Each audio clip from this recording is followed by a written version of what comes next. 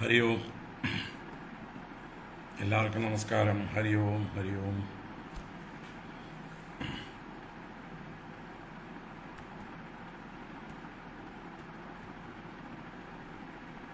നാരായണ.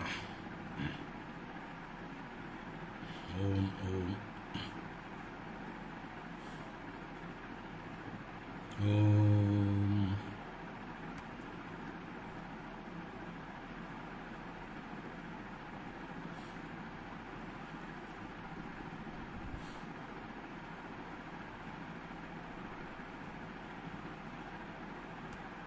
നാരായണ.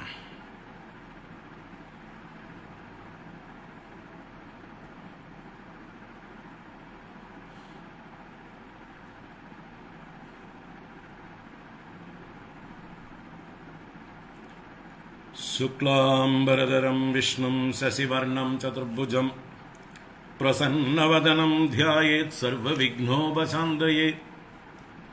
ഗുരവേ സർവലോകാനാം വിഷജേ ഭവരോഗിണാം നിധയേ സർവവിദ്യാനാം ദക്ഷിണാമൂർത്തയേ നമഃ. ജന്മാദ്യസ്യ യതോന്മയാദിതരതശ്ചാർത്തേഷ്വഭിജ്ഞസ്വരാട് തേനേ ബ്രഹ്മഹൃദായ ആദികവയേ മുഹ്യന്തി യത്സൂരയഃ. തേജോ വാരിമൃതാം യദാ വിനിമയോ യത്ര ത്രിസർഗോ മൃഷാ ദാംനാ സ്വേന സദാ നിരസ്തകുഹകം സത്യം പരം ധീമഹി. ധർമ്മപ്രോജ്ജിതകൈതവോത്ര പരമോ നിർമ്മത്സരാണാം സതാം വേദ്യം വാസ്തവമത്ര വസ്തു ശിവദം താപത്രയോന്മൂലനം.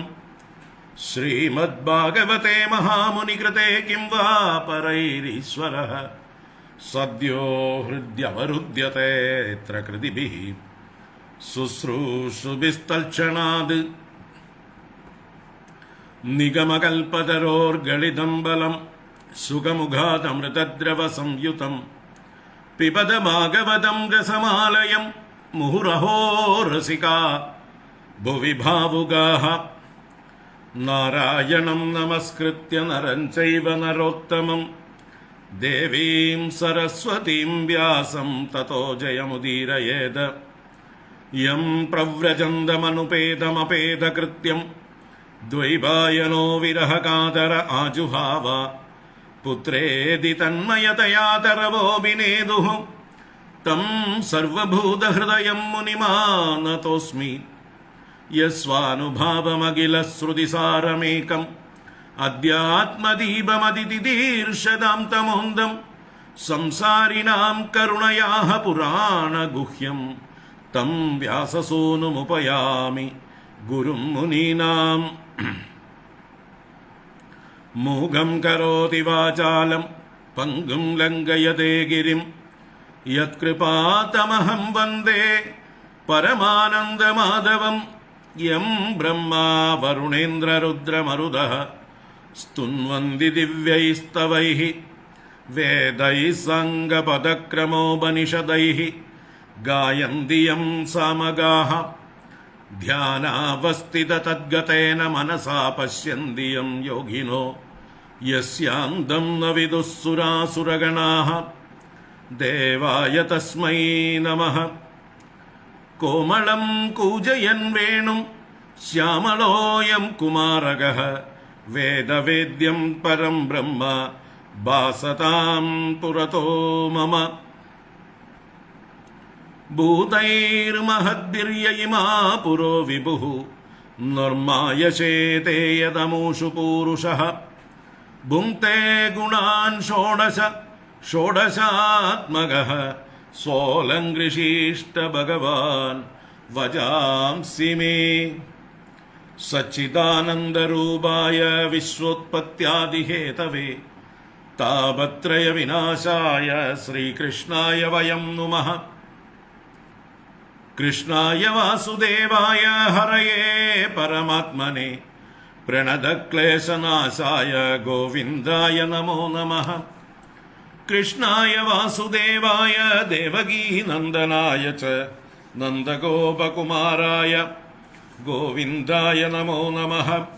നമഃ പങ്കജനാഭായ നമഃ പങ്കജമാലിനി नमः पङ्कजनेत्राय नमस्ते पङ्कजाङ्ग्रये पीताम्बरं करविराजितशङ्खचक्रकौमोदगी सरसिजं करुणासमुद्रं राधासहायमतिसुन्दरमन्दहासं वातालयेशमनिशं हृदि भावयामि।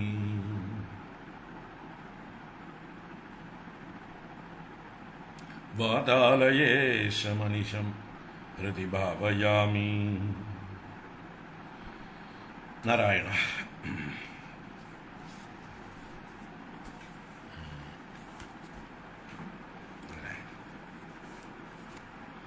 നാരായണ.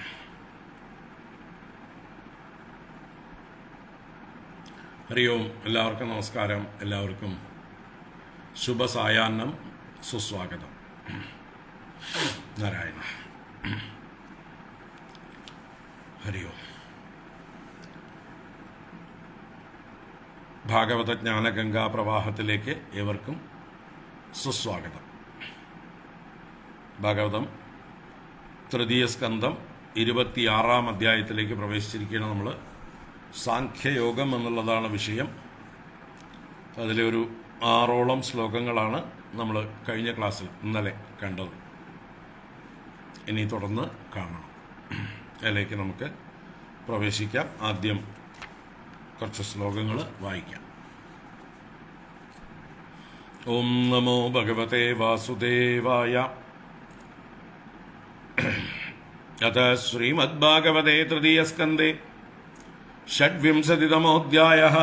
श्रीभगवानुवाच अथ ते सम्प्रवक्ष्यामि तत्त्वानां लक्षणं पृथक् यद्विदित्वा विमुच्येत पुरुषः प्राकृतैर्गुणैः ज्ञानं निःश्रेयसार्थाय पुरुषस्यात्मदर्शनं यदाहुर्वर्णये तत्ते हृदयग्रन्थिवेदनम् अनादिरात्मा पुरुषो निर्गुणः प्रकृतेः परः प्रत्यग्धामा स्वयं ज्योतिः विश्वं येन समन्वितं स एष प्रकृतिं सूक्ष्मां दैवीं गुणमयीं विभुः यदृच्छयैवोपगताम् अभ्यपद्यत लीलया गुणैर्विचित्रा सृजतीं सरूपाः प्रकृतिं प्रजाः विलोक्य मुमुहे सद्यः सैह ज्ञानगूहया एवं पराविद्यानेन कर्तृत्वं प्रकृतेः पुमान् कर्मसु क्रियमाणेषु गुणैरात्मनि मन्यते तदस्य संसृतिर्बन्धः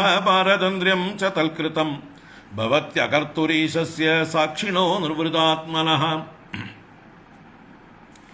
कार्यकारणकर्तृत्वे कारणं प्रकृतिं विदुः भोक्तृत्वे सुखदुःखानां पुरुषं प्रकृतेः परम्। देवहूतिरुवाच प्रकृतेः पुरुषस्याभिलक्षणं पुरुषोत्तम ब्रूहि कारणयोरस्य सदसच्च यदात्मकम्।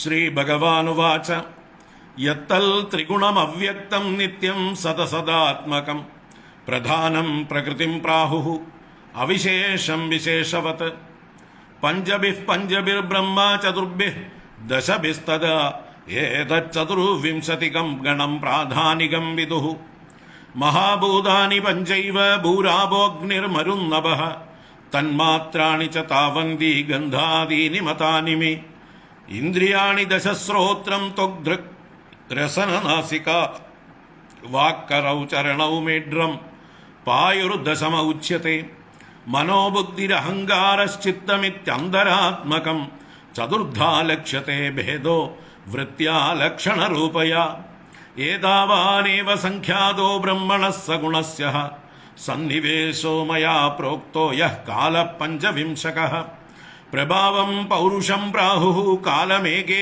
यतो भयम् अहङ्कारविमूढस्य कर्तुः प्रकृतिमीयुषः प्रकृतेर्गुणसाम्यस्य निर्विशेषस्य मानवी चेष्टा यतः स भगवान् काल इत्युपलक्षितः अन्धः पुरुषरूपेण कालरूपेण यो बहिः समन्वेत्येष सत्त्वानां भगवानात्ममायया दैवाद् क्षुभितधर्मिण्यां स्वस्यां योनौ परः पुमान् आदत्ते वीर्यं सा सूत महत्तत्त्वं हिरण्मयं വിശ്വം ആത്മഗതം വ്യഞ്ജൻ കൂടസ്ഥോ ജഗദങ്കുരഃ സ്വതേജസാ പിബത്തീവ്രം ആത്മപ്രസ്വാപനം തമഃ യത്തൽ സത്വഗുണം സ്വച്ഛം ശാന്തം ഭഗവതഃ പദം യദാഹുർവാസുദേവാഖ്യം ചിത്തം തന്മഹദാത്മകം സ്വച്ഛത്വം അവികാരിത്വം ശാന്തത്വമിതി ചേതസഃ വൃത്തിഭിർലക്ഷണം പ്രോക്തം യദാവാം പ്രകൃതി പരാ മഹത്തത്വാദ് വികുർവാണാത് ഭഗവദ്വീര്യ സംഭവാത് ക്രിയാശക്തിരഹങ്കാരഃ ത്രിവിധഃ സമപദ്യത വൈകാരികസ്തൈജസശ്ച താമസശ്ചേതോ ഭവഃ മനസശ്ചേന്ദ്രിയാണാം ച ഭൂതാനാം മഹതാമപി സഹസ്രശിരസം സാക്ഷാദിയം അനന്തം പ്രചക്ഷത്തെ സംഘർഷണാഖ്യം പുരുഷം ഭൂതേന്ദ്രിയമനോമയം കർത്തൃത്വം കരണത്വം ച കാര്യത്വം ചേതി ലക്ഷണം ശാന്തഘോര വിമൂഢത്വം ഇതി വാ സ്യാദഹംകൃതേഃ വൈകാരികാത് വികുർവാണാത് മനസ്തത്വമജായത യൽ സങ്കൽപ്പ വികൽപാഭ്യാം വർത്തത്തെ കാമസംഭവഃ യദ്വിദുർഹ്യനിരുദ്ധാഖ്യം ഋഷികാണാമതീശ്വരം ശാരദേന്ദീവരശ്യാമം സംരാധ്യം യോഗിഭിः ശനൈഃ തൈജസാത്തു വികുർവാണാത് ബുദ്ധിതത്വമഭൂത് സതി ദ്രവ്യസ്ഫുരണ വിജ്ഞാനം ഇന്ദ്രിയാണാമനുഗ്രഹഃ സംശയോദ വിപര്യാസോ നിശ്ചയസ്മൃതിരേവ ച സ്വാപയിത്യുച്യത്തെ ബുദ്ധേഃ ലക്ഷണം വൃത്തിതഃ പൃഥക് തൈജസാനീന്ദ്രിയാണ്യേവ ക്രിയാജ്ഞാന വിഭാഗശഃ പ്രാണസ്യ ഹി ക്രിയാശക്തിഃ ബുദ്ധേർവിജ്ഞാനശക്തിതാ താമസാച്ച വികുർവാണാത് ഭഗവദ്വീര്യചോദിതാത് ശബ്ദമാത്രമഭൂത് തസ്മാത് നഭഃ ശ്രോത്രം തു ശബ്ദകം.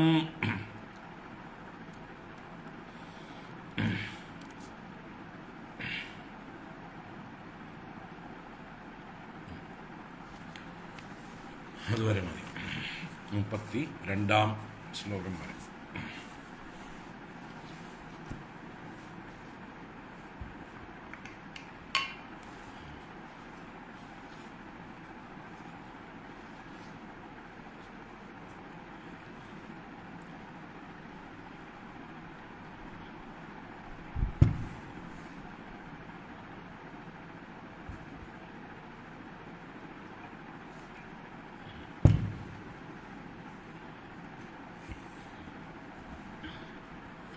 നാരായണ.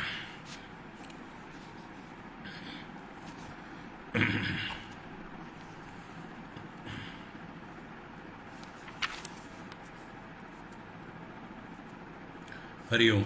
എല്ലാവർക്കും ഒരിക്കൽ കൂടെ നമസ്കാരം, ശുഭസായാഹ്നം, സുസ്വാഗതം.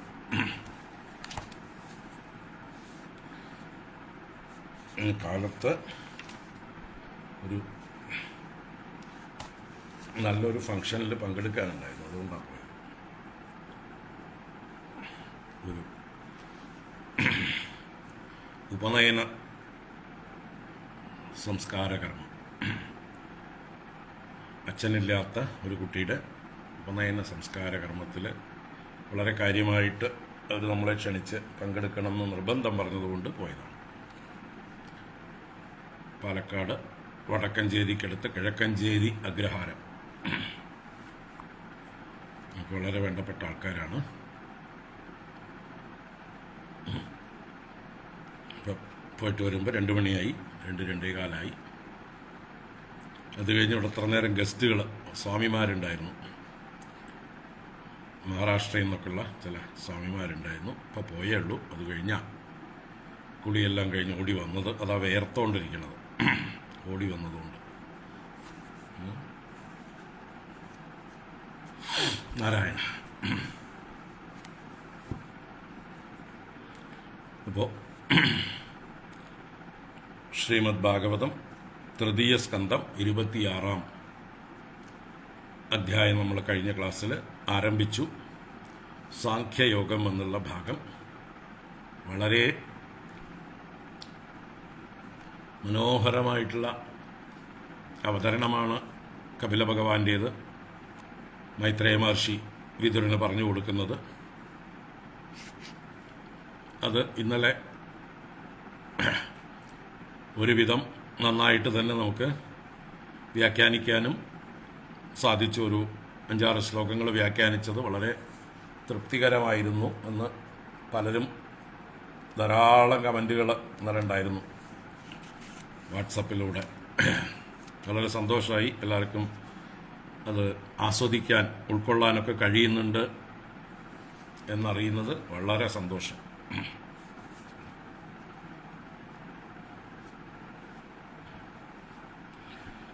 നാരായണ.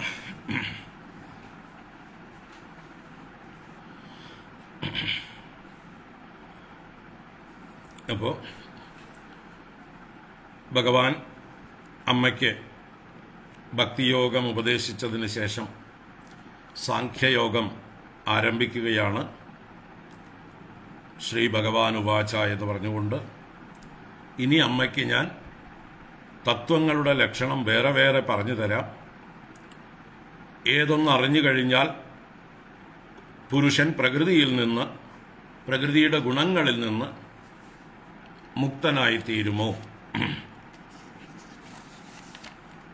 അപ്പോൾ നമ്മൾ ഓരോരുത്തരും ആ പുരുഷസ്വരൂപികളാണ്,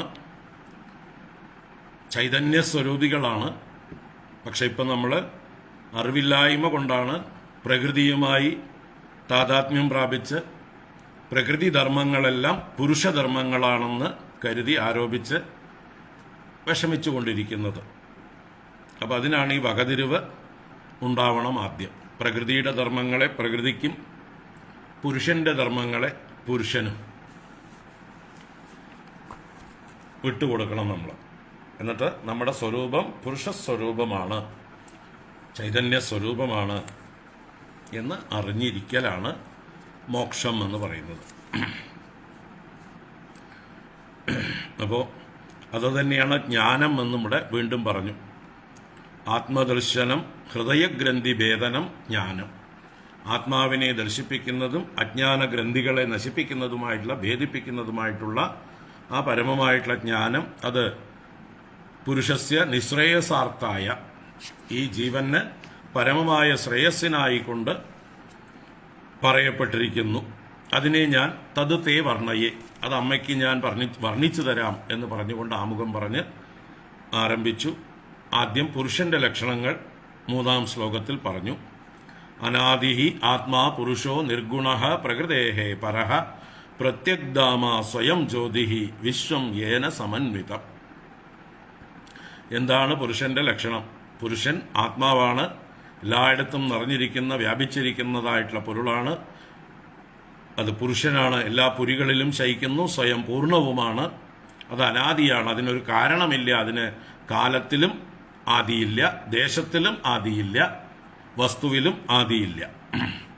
അത് നിർഗുണമാണ്, ഗുണരഹിതമാണ്, പ്രകൃതിക്കും ഉപരിയാണ് അതിൻ്റെ സ്ഥിതി, പ്രകൃതിക്ക് പരമായിട്ടുള്ളതാണ്. അത് പ്രത്യക് ധാമ, എല്ലാവരുടെയും ഉള്ളിൽ പ്രകാശിക്കുന്നതാണ്. സ്വയം ജ്യോതിഹി, അത് സ്വയം പ്രകാശമാണ്, അതിന് മറ്റൊന്നിനെ ആശ്രയിച്ചിട്ടല്ല അത് നിലനിൽക്കുന്നത്. വിശ്വം യേന സമന്വിതം, യാതൊന്നിനാൽ വിശ്വം സമ്യക്കായി അന്വിതം, നന്നായി വ്യാപിക്കപ്പെട്ടിരിക്കുന്നു, വിശ്വം മുഴുവൻ വ്യാപിച്ചിരിക്കുന്നു എന്ന്. അപ്പോൾ ഇതിൽ തന്നെ ഈ പുരുഷന്റെ ലക്ഷണം പറയുമ്പോൾ തന്നെ ഈ വേദാന്തപരമായിട്ടുള്ള ദൃഷ്ടിയോടുകൂടി നോക്കിയാൽ ഈ പുരുഷൻ തന്നെയാണ് പ്രകൃതിയായി കാണപ്പെടുന്നതും എന്നുള്ള സൂചനയുമുണ്ട്. വിശ്വം യേന സമന്വിതം എന്നുള്ള പ്രയോഗം, ഏതൊന്നിനാൽ വിശ്വം മുഴുവൻ വ്യാപിക്കപ്പെട്ടിരിക്കുന്നു എന്ന് പറയുമ്പോൾ എങ്ങനെയാണോ സ്വർണം ആഭരണങ്ങളിൽ മുഴുവൻ വ്യാപിച്ചിരിക്കുന്നത്, എങ്ങനെയാണോ വസ്ത്രത്തിൽ മുഴുവൻ നൂല് വ്യാപിച്ചിരിക്കുന്നത്, എങ്ങനെയാണോ തിരകളിലും നുരകളിലുമെല്ലാം വെള്ളം വ്യാപിച്ചിരിക്കുന്നത്, എങ്ങനെയാണോ മൺപാത്രത്തിൽ മണ്ണ് വ്യാപിച്ചിരിക്കുന്നത്, അതുപോലെയാണ് ഈ ആത്മാപുരുഷൻ വിശ്വത്തിൽ മുഴുവൻ വ്യാപിച്ചിരിക്കുന്നത്. അപ്പോൾ വിശ്വത്തിൻ്റെ മെറ്റീരിയൽ സബ്സ്റ്റൻസ്, സബ്സ്ട്രാറ്റം എന്നൊക്കെ പറയാവുന്ന ആ വസ്തു ആണ് ഇവിടെ പുരുഷൻ എന്ന് നമുക്ക് വിശ്വം യേന സമന്വിതം എന്ന ആ ഒരു ഇതിലൂടെ തന്നെ മനസ്സിലാക്കാം. വിശ്വത്തിൻ്റെ ഉപാദാന കാരണം, മെറ്റീരിയൽ കോസ്, അത് പുരുഷൻ തന്നെയാണ്. അതുപോലെ പ്രത്യഗ്ധാമ സ്വയം ജ്യോതിഹി എന്നുള്ള 2 പ്രയോഗങ്ങളിലൂടെ അത് ചൈതന്യമാണ്, എല്ലാവരുടെ ഉള്ളിലും പ്രകാശിക്കുന്നു, അത് സ്വയം പ്രകാശമാണ്, മറ്റൊന്നിനെ ആശ്രയിക്കാതെ പ്രകാശിക്കുന്നതാണ് എന്ന് പറയുന്നതിലൂടെ ഈ പ്രപഞ്ചത്തിൻ്റെ നിമിത്ത കാരണവും, നിമിത്തമെന്നാൽ ഇൻ്റലിജൻസ്, ഈ പ്രപഞ്ച നിർമ്മിതിക്ക് മുഖ്യമായിട്ട് 2 കോസ് അത്യാവശ്യമാണ്. ഈ പ്രപഞ്ചം മാത്രമല്ല, ലോകത്തിലെ ഏത് നിർമ്മിതിക്കും 2 കോസ് മിനിമം ആവശ്യമാണ്. ഈ 2 കോസും ഇല്ലാതെ ഒരു സൃഷ്ടിയില്ല. ഏതൊരു വസ്തു ഉണ്ടാക്കണമെങ്കിലും അതിന് മെറ്റീരിയൽ വേണം, ഉണ്ടാക്കുന്ന ആള് ആ ബുദ്ധിശക്തി വേണം, ഉണ്ടാക്കാൻ അറിയുന്ന ബുദ്ധി വേണം. ഒരു കുടം ഉണ്ടാക്കണമെങ്കിൽ മൺകുടമാണ് ഉണ്ടാക്കുന്നതെങ്കിൽ മണ്ണെന്ന റോ മെറ്റീരിയൽ വേണം. അതിനാണ് ഉപാദാന കാരണം എന്ന് പറയുന്നത്. മെറ്റീരിയൽ കോസ് മണ്ണാണ്. അവിടെ മണ്ണിൻ്റെ കൂടെ വെള്ളം കൂട്ടാം. വെറുതെ മണ്ണ് കുടമായി മാറില്ല. കുടം ആരുടെയോ തലയിലാണ് ആദ്യം ഇരിക്കുന്നത്. ആരുടെയോ ബുദ്ധിയിൽ ഉദിച്ച കുടമാണ്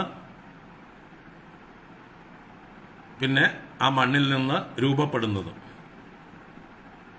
അപ്പോൾ മണ്ണ് കുടമായി മാറണമെങ്കിൽ ആ കുടം ഉണ്ടാക്കുന്ന ഒരു ബുദ്ധി വേണം. നമുക്കൊന്നും കുടം ഉണ്ടാക്കാൻ പറ്റില്ല. നമ്മുടെ ബുദ്ധിക്കകത്ത് കുടമൊക്കെ ഉണ്ടെങ്കിലും അത് കൃത്യമായിട്ട് കുടമായി വരില്ല. നമ്മൾ കുടം ഉണ്ടാക്കാൻ പുറപ്പെട്ടാൽ അതുവല്ല എന്താ പറയുക, മുറമോ പരമ്പോ ഒക്കെ ആയിട്ട് മാറും. അല്ലെങ്കിൽ ഓട്ടക്കുടമായിട്ടോ പൊട്ടക്കുടമായിട്ടോ ഒക്കെ മാറും. നല്ല ഷേപ്പുള്ള നല്ലൊരു കുടം ഉണ്ടാവണമെങ്കിൽ അതിനെക്കുറിച്ച് കൃത്യമായിട്ടുള്ള നല്ല ബുദ്ധിയുള്ള ഒരാൾ വേണം. അതിന് പരിചയസമ്പന്നത, ആ ശക്തിയും വേണം. അപ്പോൾ അതിനെയാണ് നിമിത്ത കാരണം. അവിടെ കൊശവനാണ് നിമിത്ത കാരണം. കുടം ഉണ്ടാക്കാൻ നിമിത്ത കാരണം കൊശവനും മണ്ണ് ഉപാദാന കാരണവും. ഒരു സ്വർണ്ണ ആഭരണം ഉണ്ടാക്കുകയാണെങ്കിൽ അതിൽ സ്വർണം ഉപാദാന കാരണം അഥവാ മെറ്റീരിയൽ കോസ്. അതുണ്ടാക്കുന്ന ഗോൾഡ് സ്മിത്ത്, തട്ടാൻ എന്നൊക്കെ നമ്മൾ വിളിക്കുന്ന സ്വർണ്ണപ്പണിക്കാരൻ, അദ്ദേഹം അതിൻ്റെ നിമിത്ത കാരണം. അദ്ദേഹത്തിൻ്റെ ബുദ്ധിയിലാണ് ഈ ആഭരണം ആദ്യം രൂപപ്പെടുന്നത്. അതിനെയാണ് അദ്ദേഹം പിന്നീട് സ്വർണത്തെ ആഭരണമാക്കി രൂപപ്പെടുത്തുന്നത്. അതുപോലെ ഏതൊരു സൃഷ്ടിക്കും മിനിമം 2 കോസുകൾ വേണം, ഉപാദാന കാരണവും നിമിത്ത കാരണവും. പിന്നെ അഡീഷണൽ കോസസ് ആവാം. അത് ഉപകരണങ്ങളാണ്. ഇപ്പോൾ കൊശവൻ ഉണ്ടാക്കണമെങ്കിൽ, കൊശവന് ഈ മണ്ണിനെ കുടമാക്കി മാറ്റണമെങ്കിൽ അയാൾക്ക് പലതും വേണം. മണ്ണ് കുഴയ്ക്കാനുള്ള ഉപകരണങ്ങൾ എന്തെങ്കിലുമൊക്കെ വേണ്ടിവരും. ആ മണ്ണിനെ വെച്ച് കറക്കുന്ന ചക്രം വേണം. അതുപോലെ അതിനെ മണ്ണ് പാകപ്പെടുത്താനുള്ള, ചൂടാക്കാനുള്ള വല്ല പരിപാടികളൊക്കെ ഉണ്ടെങ്കിൽ അത് വേണം. അങ്ങനെ പല പരിപാടികളുണ്ട്, പല ഉപകരണങ്ങളും വേണം. കൊശവൻ വെറും കൈകൊണ്ട് മാത്രമല്ല, അപ്പോൾ ഉപകരണങ്ങൾ വേണം. അതിനെ സഹകാരി കാരണങ്ങൾ എന്ന് വേണമെങ്കിൽ പറയാം. ഉപാദാന കാരണം, നിമിത്ത കാരണം, സഹകാരി കാരണങ്ങൾ. ഇൻസ്ട്രുമെന്റ്സ്, ടൂൾസ്, ജഡങ്ങളായിട്ടുള്ള ചില വസ്തുക്കളെ കൂടെ ഇതിലേക്ക്, അത് മുഖ്യ കാരണങ്ങളല്ല, ഹെൽപ്ഫുള്ളാണ്. ഈ നിർമ്മിതിക്ക് ഹെൽപ്ഫുള്ളായിട്ടുള്ള ടൂൾസ് അല്ല കുടം ഉണ്ടാക്കുന്നത്. ടൂൾസിൻ്റെ തലയിലല്ല കുടം വിരിയുന്നത്. ടൂൾസ് വെറും ഒരു സഹായി മാത്രമാണ്. ടൂൾസ് കുടമായി മാറുന്നുമില്ല. അപ്പോൾ ടൂൾസ് ഇല്ലെങ്കിലും കുടം ഉണ്ടാക്കാം. അത് ആ വല്ലഭന് പുല്ലും ആയുധം എന്ന് പറഞ്ഞതുപോലെ കൊശവന് സാമർഥ്യം ഉണ്ടെങ്കിൽ അദ്ദേഹത്തിന് ഈ പറഞ്ഞ ഉപകരണങ്ങളൊന്നും ഇല്ലാതെ തന്നെ മണ്ണിനെ കുടമാക്കി മാറ്റാൻ സാധിച്ചു എന്ന് വരും. സ്വർണ്ണപ്പണിക്കാരന് ആഭരണം ഉണ്ടാക്കാൻ പല ടൂൾസും, അഗ്നി വേണം, അല്ലെങ്കിൽ രസായനങ്ങൾ വേണം, അല്ലേ? ഈ രാസദ്രാവകം, രാജദ്രാവകം എന്നൊക്കെ പറയുന്ന അതിലൊക്കെ ഇട്ടിട്ടാണ് സ്വർണത്തെ ഉരുക്കുകയൊക്കെ ചെയ്ത് രൂപപ്പെടുത്തി എടുക്കുന്നത്. അപ്പോൾ പറഞ്ഞു വന്നത് സഹകാരി കാരണങ്ങളും വേണം. പക്ഷെ അത് എല്ലാ സൃഷ്ടിയിലും അത്യാവശ്യമില്ല. ഏത് സൃഷ്ടിയിലും മിനിമം വേണ്ടത് 2 കാര്യങ്ങളാണ്, ഉപാദാന കാരണവും നിമിത്ത കാരണവും. ഇവിടെ ഈ പ്രപഞ്ച സൃഷ്ടിയിൽ ഉപാദാന കാരണം അത് ഈ പുരുഷൻ തന്നെയാണ്, നിമിത്ത കാരണവും ഈ പുരുഷൻ തന്നെയാണ്. അത് അങ്ങനെ പറഞ്ഞു കഴിഞ്ഞാൽ അത് സാങ്ക്യത്തിനും അപ്പുറത്ത് കടന്ന് അദ്വൈത ശാസ്ത്രമായി, വേദാന്തമായി. ഇതിനെ രണ്ടാക്കി അംഗീകരിച്ചാലോ അത് സാങ്ക്യശാസ്ത്രമായി. ഇത്രയേ ഉള്ളൂ വ്യത്യാസം. രണ്ട് എന്ന് പറയുന്നത് സാങ്ക്യം,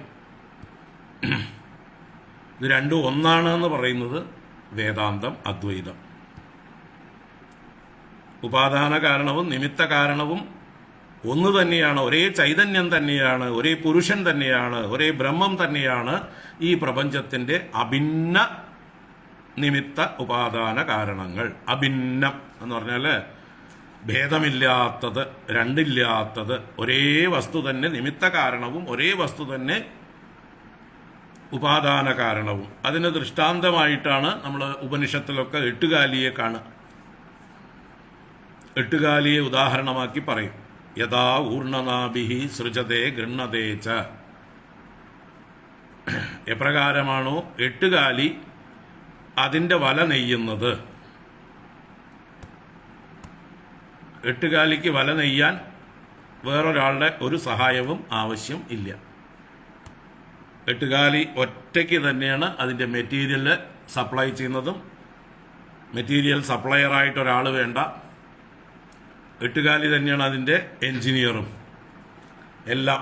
കോൺട്രാക്ടറും എൻജിനീയറും മേസണും ആശാരിയും എല്ലാം ഒരേ എട്ടുകാലിയാണ്. രണ്ടാമതൊരാളെ എട്ടുകാലി സഹായത്തിന് വിളിക്കുന്നില്ല. അതിൻ്റെ ഉള്ളിൽ നിന്ന് തന്നെയുള്ള മെറ്റീരിയൽ കൊണ്ട്, എട്ടുകാലിയുടെ ഉള്ളിൽ നിന്നുള്ള സലൈവ ആണ് അതിൻ്റെ വലയായി രൂപാന്തരപ്പെടുന്നത്. അല്ലാതെ എട്ടുകാലി ഏതെങ്കിലും മാർക്കറ്റിൽ ചെന്ന് കുറച്ച് നൂല് തരൂ എനിക്ക് വല നെയ്യാൻ, അത് മധുരാ കോട്ട്സിൻ്റെ തന്നെ ആയിക്കോട്ടെ, നല്ല ത്രെഡ് ആയിക്കോട്ടെ എന്നൊന്നും പറഞ്ഞ് ക്വാളിറ്റി നോക്കിയിട്ടോ ഒന്നും ക്വാണ്ടിറ്റി പറഞ്ഞിട്ടോ ഒന്നും വാങ്ങിയിട്ട് വന്നിട്ടല്ല. എട്ടുകാലി അതിൻ്റെ ഉള്ളിൽ തന്നെ ഉള്ളതായിട്ടുള്ള മെറ്റീരിയൽ കൊണ്ടാണ്, അതിൻ്റെ ബുദ്ധി കൊണ്ട് തന്നെയാണ് അതിൻ്റെ വല നെയ്യുന്നത്. അതുപോലെയാണ് ബ്രഹ്മം അഥവാ ഈശ്വരൻ, ചൈതന്യം തന്നിൽ തന്നെ അടങ്ങിയിരിക്കുന്ന മെറ്റീരിയൽ കൊണ്ട്, തൻ്റെ തന്നെ ജ്ഞാനം ഉപയോഗിച്ചുകൊണ്ട് ഈ പ്രപഞ്ചമാകുന്ന വല നെയ്യുന്നു. ഈ വേൾഡ് വൈഡ് വെബ് ഉണ്ടാക്കി വെച്ചിരിക്കുന്നത് ഈ എട്ടുകാലിയാണ്. ഏതെട്ടുകാലി? ഭഗവാനാകുന്ന അല്ലെങ്കിൽ ബ്രഹ്മമാകുന്ന ചൈതന്യമാകുന്ന എട്ടുകാലി. അദ്ദേഹം സ്വയം അഭിന്ന നിമിത്ത ഉപാദാന കാരണമാണ്. അപ്പോൾ ഈ ഒരു മൂന്നാമത്തെ ശ്ലോകത്തെ വേണമെങ്കിൽ ആദ്യത്തെ ആ പ്രത്യഗ്ധാമ സ്വയം ജ്യോതിഹി എന്നുള്ള പദങ്ങൾ നിമിത്ത കാരണമായിട്ടും വിശ്വം യേന സമന്വിതം എന്നുള്ളതിനെ ഉപാദാന കാരണമായിട്ടും വ്യാഖ്യാനിക്കാം.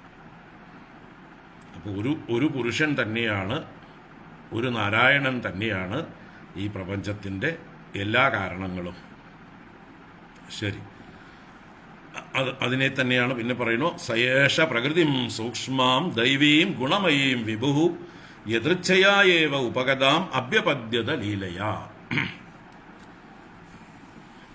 സയേഷ, അതേ ആള് തന്നെ, അതേ ഇവൻ തന്നെ, ആ പുരുഷൻ തൻ്റെ തന്നെ ദൈവീം സൂക്ഷ്മാം ഗുണമയീം പ്രകൃതി, തൻ്റെ തന്നെ ദിവ്യമായിരിക്കുന്ന ത്രിഗുണാത്മകമായിരിക്കുന്ന സൂക്ഷ്മമായിരിക്കുന്ന പ്രകൃതിയെ, ആ വിഭു, സർവവ്യാപിയും സർവശക്തനുമായിരിക്കുന്ന വിഭുവായ പുരുഷൻ യദൃച്ഛയായേവ ഉപഗതാം, യാദൃച്ഛികമായി വന്നു ചേർന്നതായിരിക്കുന്ന, എന്ന് പറഞ്ഞാൽ തന്നിൽ നിന്ന് തന്നെ പ്രകടമായ, വേറെ എവിടെ നിന്നും വന്നതല്ല, ആ ഉപഗതമായിരിക്കുന്ന ആ പ്രകൃതിയെ ലീലയാ അഭ്യപദ്യത, ലീലയായിട്ട് പ്രാപിച്ചു, സ്വീകരിച്ചു. തന്നിൽ നിന്ന് തന്നെ തൻ്റെ തന്നെ പ്രകൃതിയെ പുരുഷൻ സൃഷ്ടിക്കായിക്കൊണ്ട് സ്വീകരിച്ചു. ഒരേ പുരുഷൻ തന്നെ അദ്ദേഹത്തിൻ്റെ ശക്തിയെയാണ് ഇവിടെ പ്രകൃതി എന്ന് വിളിച്ചത്. എങ്ങനെയാണോ സൂര്യൻ്റെ പ്രകൃതി രശ്മി, ചന്ദ്രൻ്റെ പ്രകൃതി ചന്ദ്രിക, അഗ്നിയുടെ പ്രകൃതി ഉഷ്ണം, അതുപോലെ ഈ പരമാത്മാവിൻ്റെ പ്രകൃതി തന്നെയാണ് ഈ പ്രപഞ്ച നിർമ്മിതിക്ക് ആവശ്യമായ പ്രധാനം എന്ന് പറയുന്ന മെറ്റീരിയൽസ്. പക്ഷെ അത് മറക്കുമ്പോഴാണ് തന്നിൽ നിന്ന് തന്നെ തൻ്റെ തന്നെ ശക്തിയാണ്, താൻ തന്നെയാണ് ഇവിടെ പലതായി തീരുന്നത് എന്ന് മറക്കുമ്പോൾ അതേ ഈ ചൈതന്യം തന്നെ, അതേ ഈശ്വരൻ തന്നെ ഓരോരോ ശരീരങ്ങളിൽ അഭിമാനിക്കുന്നു. അതോടുകൂടി ജീവത്വം വന്നു ചേരുന്നു. അതാണ് നമ്മൾ ഇന്നലെ ചർച്ച ചെയ്തത്. ഗുണൈർ വിചിത്രാഹ സൃജതീം സ്വരൂപാ പ്രകൃതിം പ്രജാഹ വിലോക്യ മുമുഹേ സദ്യ സൈഹ ജ്ഞാനഗൂഹയാ. ആ പ്രകൃതിയെ തന്നിൽ നിന്ന് വേറെയാണെന്ന് ധരിച്ചതുകൊണ്ട് ആ പ്രകൃതി പുരുഷനെ മോഹിപ്പിക്കുന്നു. ഗുണൈഹി സ്വരൂപാഹ വിചിത്രാഹ പ്രജാഹ സൃജതി. ഗുണങ്ങളെ കൊണ്ട് തനിക്ക് സമാന രൂപമുള്ളതായിട്ടുള്ള വിചിത്രങ്ങളായ പ്രജകളെ സൃഷ്ടിക്കുന്നവളായ ആ പ്രകൃതി ജ്ഞാനഗൂഹയ, ജ്ഞാനത്തെ ഗൂഹനം ചെയ്യുന്നത് കൊണ്ട് ആ പ്രകൃതി വിലോക്യ, ആ പ്രകൃതിയെ കാണുന്ന പുരുഷൻ തൻ്റെ ജ്ഞാനം മറയ്ക്കപ്പെടുന്നുണ്ട്. ഈ പ്രകൃതിയാൽ തന്നെ ജ്ഞാനം മറയ്ക്കപ്പെടുന്നു. അതുകൊണ്ട് സഹ സദ്യ മുമുഹി, അവൻ പെട്ടെന്ന് തന്നെ മോഹിതനായിത്തീരുന്നു, ഈ പ്രകൃതിയിൽ മോഹിതനായിത്തീരുന്നു എന്ന് പറയാം.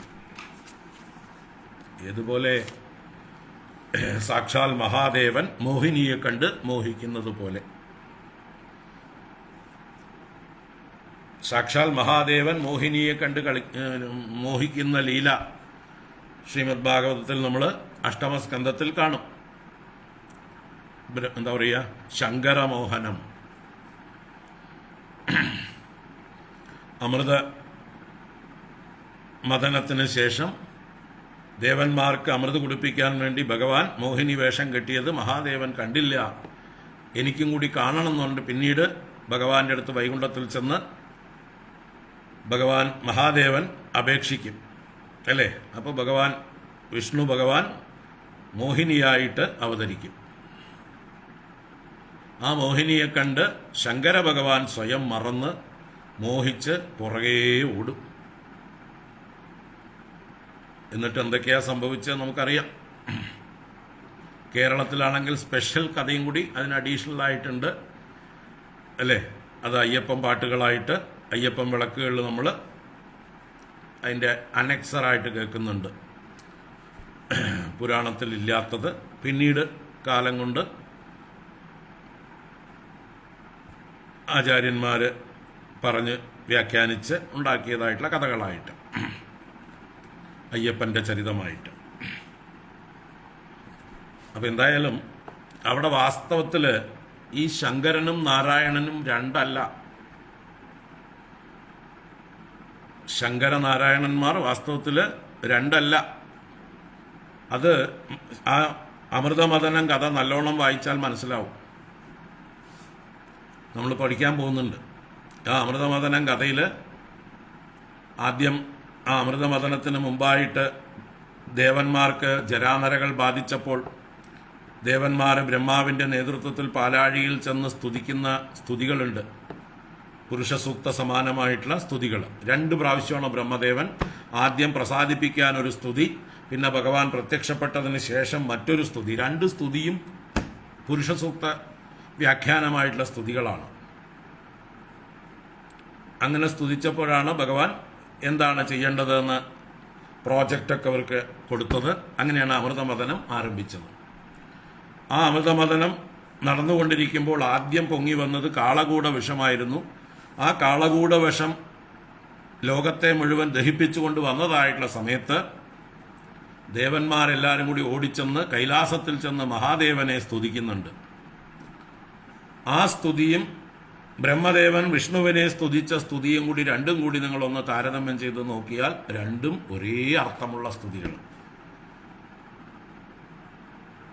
അവിടെ മഹാദേവനെയും വിരാട് പുരുഷനായിട്ട് തന്നെയാണ് ആ പുരുഷസൂക്ത സാരമായിട്ടുള്ള സ്തോത്രം കൊണ്ട് തന്നെയാണ് മഹാദേവനെയും ദേവന്മാർ സ്തുതിക്കുന്നത്. ആ രണ്ട് സ്തോത്രങ്ങളൊന്ന് അടുത്ത് വെച്ച് നിങ്ങളൊന്ന് പഠിച്ചു നോക്കുക. വേർഡ് ബൈ വേർഡായിട്ട് താരതമ്യം ചെയ്ത് പഠിച്ചു നോക്കുക. രണ്ടും ഒരേ വസ്തുവിനെ സ്തുതിക്കുന്നതാണ്. അപ്പൊ ദേവന്മാർ മഹാദേവനെ സാക്ഷാൽ വിരാട് പുരുഷനായി തന്നെ കണ്ടുകൊണ്ട് അപേക്ഷിക്കുകയാണ് ഞങ്ങളെ രക്ഷിക്കണേ എന്ന്. അപ്പോഴാണ് മഹാദേവൻ കാരുണ്യത്തോടുകൂടെ ആ കാളകൂടം ഭക്ഷിക്കുന്നത്. സാക്ഷാൽ വിഷ്ണുവും ശങ്കരനും രണ്ടല്ല. അവിടെ ആ പാലാഴി മദനം മുഴുവൻ നമ്മൾ നോക്കിക്കഴിയുമ്പോൾ ഓരോ രംഗത്തും വിഷ്ണു ഓരോ രൂപമെടുക്കുന്നത് കാണാം. ആദ്യം ഗരുഡനായി ഭഗവാൻ ഗരുഡന്റെ ചിറകിൽ വെച്ചിട്ടാണ് മന്ദരപർവ്വതം കൊണ്ടുവന്ന് കൊടുക്കുന്നത്. ഇവർ കൊണ്ടുവരാൻ ശ്രമിച്ചപ്പോൾ പാതി വഴിയിൽ വീണുപോയി. അവർക്ക് കൊണ്ടുവരാൻ പറ്റിയില്ല. ഭഗവാനെ സ്മരിച്ചപ്പോൾ ഭഗവാൻ ഗരുഡവാഹനനായി ചെന്ന് ഗരുഡന്റെ ചിറകിൽ വെച്ചുകൊണ്ട് മന്ദരപർവ്വതം പാലാഴിയിൽ കൊണ്ടുവന്നിട്ട് കൊടുത്തു. പിന്നെ മദനം ആരംഭിച്ചപ്പോൾ മന്ദരം പാലാഴിയിൽ താണുപോയപ്പോൾ മറ്റൊരു അവതാരമെടുത്തു. കൂർമ്മമായിട്ട് താഴ്ത്തുനിന്ന് മന്ദരത്തെ പൊക്കി. മന്ദരം ഒരുപാട് പൊങ്ങിപ്പോയപ്പോൾ മുകളിൽ നിന്ന് വേറൊരു കൈവച്ച് ഭഗവാൻ അമുക്കി. മറ്റൊരു പർവ്വതം പോലെ അടുത്തു നിന്ന് മന്ദരപർവ്വതത്തെ തൻ്റെ തന്നെ കൈകളെ കൊണ്ട് അപ്പുറത്തുനിന്നും ഇപ്പുറത്തുനിന്നും ഇഴുത്തുകൊണ്ട് ഭഗവാനാണ് വാസ്തവത്തിൽ പാലാഴി മദനം ചെയ്തത്. അതോടൊപ്പം തന്നെ ദേവന്മാരുടെ ഉള്ളില് സത്വഗുണമായിട്ടും അസുരന്മാരുടെ ഉള്ളില് രജോ ഗുണമായിട്ടും വാസുകിയുടെ ഉള്ളില് തമോ ഗുണമായിട്ടും ഭഗവാൻ ശക്തി കൊടുത്തു. അവിടെയും ഭഗവാൻ തന്നെയാണ് ഉള്ളിലും വ്യാപിച്ചിരുന്നത്. അത് കഴിഞ്ഞ് ഇതങ്ങനെ കാളകൂടം പൊങ്ങി വന്നപ്പോൾ മഹാദേവന്റെ രൂപത്തിൽ വന്നതും നാരായണൻ തന്നെയാണ് എന്ന് ആ സ്തുതികൾ നോക്കിയാൽ മനസ്സിലാവും. അത് കഴിഞ്ഞ് ധന്വന്തരിയായി വന്നതും ഭഗവാൻ തന്നെ, മോഹിനിയായി വന്നതും ഭഗവാൻ തന്നെ. അപ്പോൾ ഒരു അമൃതമദനം എന്ന ലീലയിൽ ഭഗവാൻ എത്ര രൂപങ്ങളാണ് എടുത്തത്? അനന്തമായിട്ടുള്ള അവതാരങ്ങളാണ് എടുത്തത്. അതിലൊന്നാണ് മഹാദേവനും. വിഷം കുടിക്കാൻ വേണ്ടി മഹാദേവനായി ഭഗവാൻ വിഷത്തെ കുടിച്ചു, കാളകൂടത്തെ കുടിച്ചു. അപ്പൊ അതേ മഹാദേവൻ ഏതൊരു സ്തുതിയാൽ മഹാദേവനെ സ്തുതിച്ചുവോ, അല്ലെങ്കിൽ ഏതൊരു പുരുഷസൂക്ത സാരമായ സ്തുതി കൊണ്ട് മഹാദേവനെ സ്തുതിച്ചോ, അതേ മഹാദേവനും നാരായണനും ഒന്നാണെന്നാണ് അമൃതമദനം നമുക്ക് മനസ്സിലാക്കി തരുന്നത്. അതേ ശങ്കരൻ അതേ തൻ്റെ തന്നെ വിഭൂതിയായ മോഹിനിയിൽ, അല്ലെങ്കിൽ അതേ മോഹിനി അല്ലെങ്കിൽ അതേ നാരായണൻ മോഹിനി രൂപത്തിൽ വന്ന് ഇതേ ശങ്കരനെ മോഹിപ്പിച്ചുവെങ്കിൽ നമ്മളൊക്കെ മോഹിക്കുന്നതിൽ അതിശയൊന്നുമില്ല. നമ്മളൊക്കെ ഇപ്പം മോഹിച്ച് കിടക്കുന്നതിൽ അതിശയമില്ല എന്ന് പറയാം. ഇതിൻ്റെ ഒരു പ്രതീകാത്മകമായിട്ടുള്ളൊരു കഥയും കൂടിയാണത്. ജീവൻ എങ്ങനെയാണ് മോഹിക്കുന്നത്, ഈശ്വരൻ തന്നെയായ ജീവൻ എങ്ങനെയാണ് മോഹിക്കുന്നത്? ശങ്കരൻ മോഹിച്ചതുപോലെ. ശങ്കരന് മോഹിനിയിൽ മോഹിക്കാമെങ്കിൽ നമ്മളും ഈ പ്രകൃതിയായ മോഹിനിയിൽ മോഹിച്ചിരിക്കുന്നു, അത്രയേ ഉള്ളൂ. ഇത് പ്രകൃതി ഒരു മോഹിനിയാണ്. ഈ കാണുന്ന ചരാചരാത്മകമായ ഈ പ്രപഞ്ചം, ശബ്ദസ്പർശ രൂപരസ ഗന്ധരൂപത്തിലുള്ള ഈ പ്രപഞ്ചം, അത് നമ്മളെ മോഹിപ്പിക്കുന്നു. അതിൻ്റെ പ്രതീകമായിട്ടാണ് ലളിതാ സഹസ്രനാമത്തിലെ ദേവിയുടെ കയ്യിലെ 5 സായകങ്ങൾ. പഞ്ചതന്മാത്ര സായക, ശബ്ദസ്പർശ രൂപരസ ഗന്ധങ്ങളാകുന്ന സായകങ്ങൾ കൊണ്ട് ആ മായാഭഗവതി ലോകത്തെ മുഴുവൻ മോഹിപ്പിച്ചിരിക്കുകയാണ്. നമ്മളൊക്കെ പഞ്ചതന്മാത്രകൾ ഏറ്റ് മോഹിതരായി വീണ് കിടക്കുകയാണ് ദേവിയുടെ മായാപ്രയോഗത്തിൽ. ഇതിൽ നിന്ന് മോചനത്തിന് എന്താ വഴി?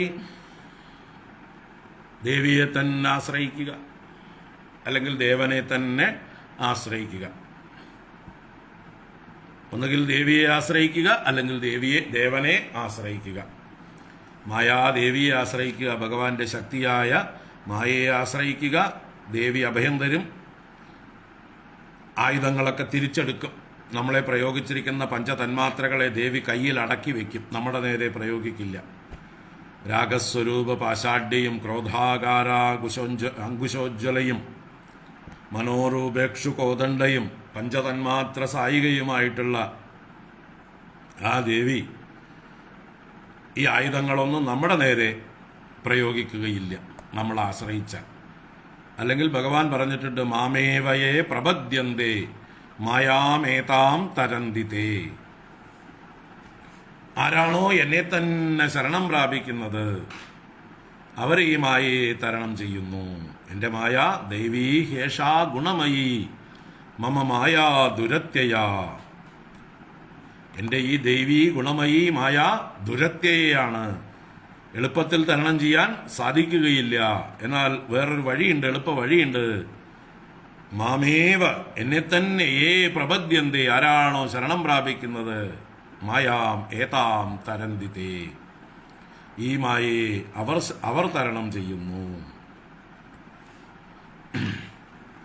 ഇപ്പൊ ഭഗവാനെ നേരിട്ട് ആശ്രയിക്കാൻ പറ്റുന്നില്ലെങ്കിൽ മുൻ അധ്യായത്തിൽ പറഞ്ഞ ഭക്തിയോഗം, മഹാത്മാക്കളെ ആശ്രയിച്ച് സത്സംഗത്തിലൂടെ ഭഗവാനിലേക്ക് എത്താം എന്ന് ഭക്തിയോഗം പറഞ്ഞും തന്നു. ഇപ്പൊ പറഞ്ഞു വന്നത്, ഗുണൈർ വിചിത്രാഹ സൃജതീം സ്വരൂപാഹ പ്രകൃതിം പ്രജാഹ വിലോക്യ മുമുഹേ സദ്യ സൈഹ ജ്ഞാനഗൂഹയാ. ജ്ഞാനത്തെ ഗൂഹനം ചെയ്യുന്ന പ്രകൃതിയെ കൊണ്ട് ഈ പുരുഷൻ തന്നെ മോഹിച്ചു പോകുന്നു. ആ പ്രകൃതിയിൽ പുരുഷൻ മോഹിച്ച് ജീവനായി ഭവിക്കുന്നു. ഏവം പരാവിദ്യാനേന കർത്തൃത്വം പ്രകൃതേഃ പുമാൻ കർമ്മസു ക്രിയമാണേഷു ഗുണൈരാത്മനി മന്യത്തെ.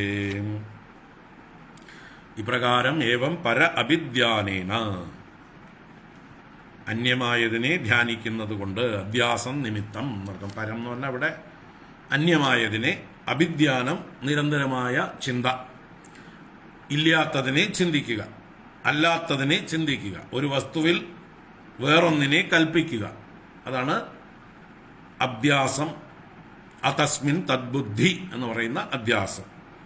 അത് തന്നെയാണ് ഇവിടെ പരാഭിധ്യാനം എന്ന വാക്കുകൊണ്ട് ഉപയോഗിച്ചത്. അപ്പോൾ പ്രകൃതേഹേ കർത്തൃത്വം പുമാൻ ആത്മനി മന്യത. പ്രകൃതിയാണ് ചെയ്യുന്നതെങ്കിലും ആ പുമാൻ തന്നിൽ കരുതുന്നു, താനാണിതെല്ലാം ചെയ്യുന്നത് എന്ന് കരുതുന്നു. അക്രിയമാണേഷു കർമ്മസു ഗുണൈഹി ക്രിയമാണേഷു കർമ്മസു. പ്രകൃതിയുടെ ഗുണങ്ങളാലാണ് അതാത് കർമ്മങ്ങൾ ചെയ്യുന്നത് എങ്കിലും ഗുണാതീതനായ ഗുണരഹിതനായ പുരുഷൻ അത് തന്നിലേക്ക് ആരോപിക്കുന്നു, താനാണ് ചെയ്യുന്നത് എന്ന് തെറ്റിദ്ധരിക്കുന്നു. ഇന്നലെ ഇലക്ട്രിസിറ്റിയും ഉപകരണങ്ങളുടെയും ഉദാഹരണം വ്യക്തമാക്കി തന്നു. ബൾബ് പ്രകാശിക്കുമ്പോൾ ഇലക്ട്രിസിറ്റി പറയുകയാണ് ഞാനാണ് പ്രകാശിക്കുന്നത് എന്ന് പറഞ്ഞാൽ എങ്ങനെ ഇരിക്കും? അതുപോലെ വാഹനം ഓടുമ്പോൾ ഡീസലോ പെട്രോളോ പറയുകയാണ് ഞാനാണ് ഓടുന്നത് എന്ന് പറയും പോലെ. എന്നാൽ ഡീസലോ പെട്രോളോ തന്നെ ഓടുമോ? എവിടെയെങ്കിലും ടാങ്കിനകത്ത് വെച്ചിരുന്നാൽ അതിനോടാൻ കഴിയുമോ? ടാങ്കിനെയും കൊണ്ടോടുമോ? എന്നാൽ അത്ര എളുപ്പമായിരുന്നു. വണ്ടി വാടക കൊടുക്കാതെ നമുക്ക് കാര്യം സാധിക്കാമായിരുന്നു. അപ്പോൾ വണ്ടിയാണ് ഓടുന്നത്, ആ വണ്ടി ഓടാൻ വേണ്ടി നിർമ്മിച്ചതാണ്. അതാണ് അതിൻ്റെ പ്രകൃതി. വണ്ടിയുടെ പ്രകൃതിയാണ് ഓടുന്നത്. അതിൽ പെട്രോളോ ഡീസലോ സാന്നിധ്യം വേണം. വണ്ടിക്ക് ഓടാനുള്ളതായിട്ടുള്ള ശക്തി നൽകുന്നത് ആ ഇന്ധനമാണ്. അപ്പോൾ ഇന്ധനം കരുതരുത് ഞാനാണ് ഓടുന്നത് എന്ന്. അതുപോലെ ഇവിടെ പുരുഷൻ തെറ്റിദ്ധരിച്ചിരിക്കുകയാണ്. പ്രകൃതിയുടെ ഗുണങ്ങളെ കൊണ്ട് ചെയ്യുന്ന കർമ്മങ്ങളിൽ ഞാനാണ് ചെയ്യുന്നത് എന്ന് അഭിമാനിക്കുന്നു. അതുകൊണ്ട് തദസ്യ സംസൃതിർ ബന്ധഃ പാരതന്ത്ര്യം ച തൽകൃതം ഭവതി അകർത്തുരീശസ്യ സാക്ഷിണോ നിർവൃതാത്മനഃ. അതുകൊണ്ട് തന്നെ സംസാരബന്ധവും പാരതന്ത്ര്യവും ആർക്ക് ഭവിക്കുന്നു? അകർത്തുഹു ഈശസ്യ സാക്ഷിണഃ നിർവൃതാത്മനഃ. 4 വിശേഷണങ്ങൾ പുരുഷന് പറഞ്ഞു. കർത്താവല്ലാത്തവനും ഈശനും സ്വതന്ത്രനും സാക്ഷിയും പൂർണ്ണനും ആനന്ദസ്വരൂപനുമൊക്കെ ആയിരിക്കുന്ന ആ പുരുഷൻ ഈ പ്രകൃതിയുടെ ദോഷങ്ങളും ഗുണങ്ങളുമൊക്കെ സ്വയം തൻ്റേതെന്ന് കരുതി പരതന്ത്രനും ബന്ധനസ്ഥനുമൊക്കെ ആയി ഭവിക്കുന്നു, ദുഃഖിയായി ഭവിക്കുന്നു. ഇതാണ്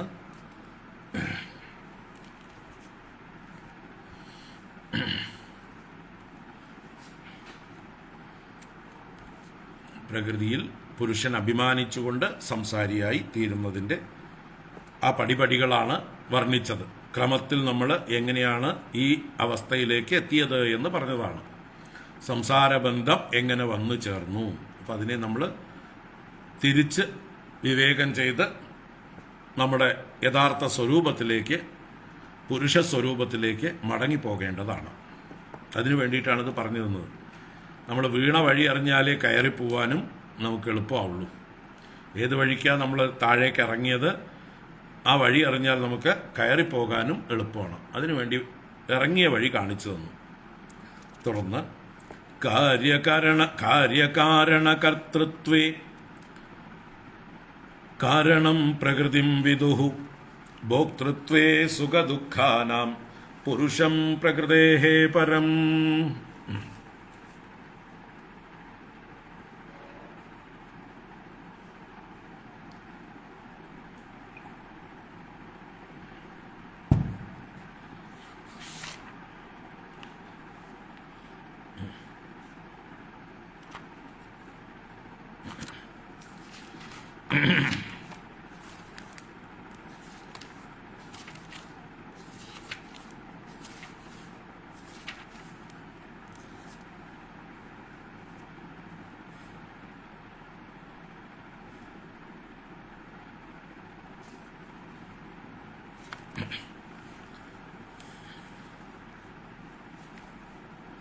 കാര്യകാരണകർത്തൃത്വേ കാരണം പ്രകൃതിം വിദുഹു ഭോക്തൃത്വേ സുഖദുഃഖാനാം പുരുഷം പ്രകൃതേഃ പരം. ഇവിടെ കാര്യകാരണകർത്തൃത്വേ, കാര്യം, കാരണം, കർത്താവ് എന്നതായിട്ടുള്ള ഭാവങ്ങൾ മൂന്നായി പിരിഞ്ഞിരിക്കുകയാണ്. അതിന് കാരണം പ്രകൃതിയാണ്. കാരണം പ്രകൃതിം വിദുഹു, അതിന് കാരണക്കാരി ആരാണ്? പ്രകൃതിയാണ് എന്ന് അറിയപ്പെടുന്നു. സുഖദുഃഖാനാം ഭോക്തൃത്വേ പ്രകൃതേഃ പരം പുരുഷം കാരണം വിദുഹു. ഈ സുഖദുഃഖങ്ങളുടെ ഭോക്താവെന്ന ഭാവത്തിൽ ഭോക്തൃത്വേ പ്രകൃതേഃ പരം പുരുഷം, പ്രകൃതിക്ക് അതീതനായ പുരുഷനെ കാരണമായിട്ട് അറിയുന്നു. അപ്പോൾ ഇവിടെ കർത്തൃത്വം വാസ്തവത്തിൽ പ്രകൃതിക്കാണെങ്കിലും അതിൽ പുരുഷൻ അഭിമാനിച്ചതുകൊണ്ടാണ് ഭോക്തൃത്വവും വന്നു ചേരുന്നത് എന്ന് ഉറപ്പിക്കുകയാണ് ഇവിടെ.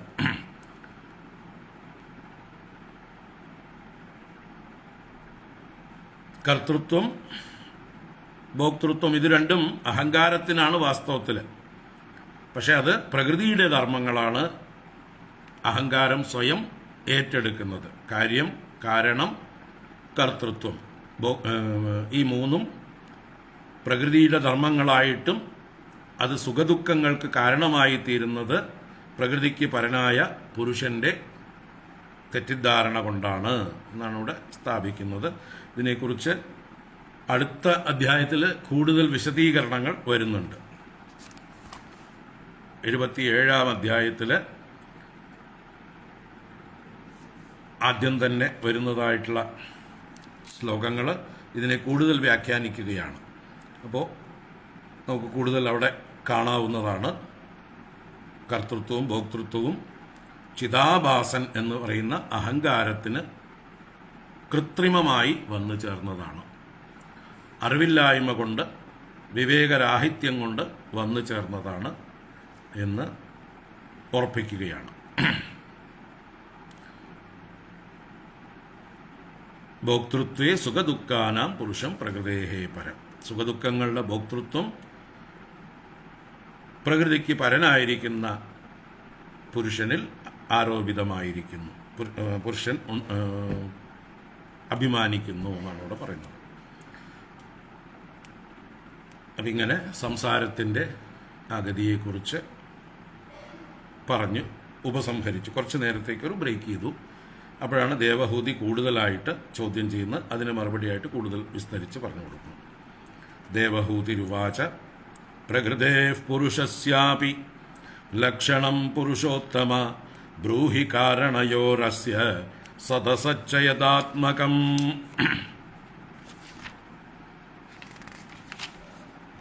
ദേവഹൂതി ഉവാച. ദേവഹൂതി ചോദിക്കുന്നു, പ്രകൃതേഹേ പുരുഷസ്യാപി ലക്ഷണം പുരുഷോത്തമ ബ്രൂഹി കാരണയോരസ്യ സദസച്ച യഥാത്മകം.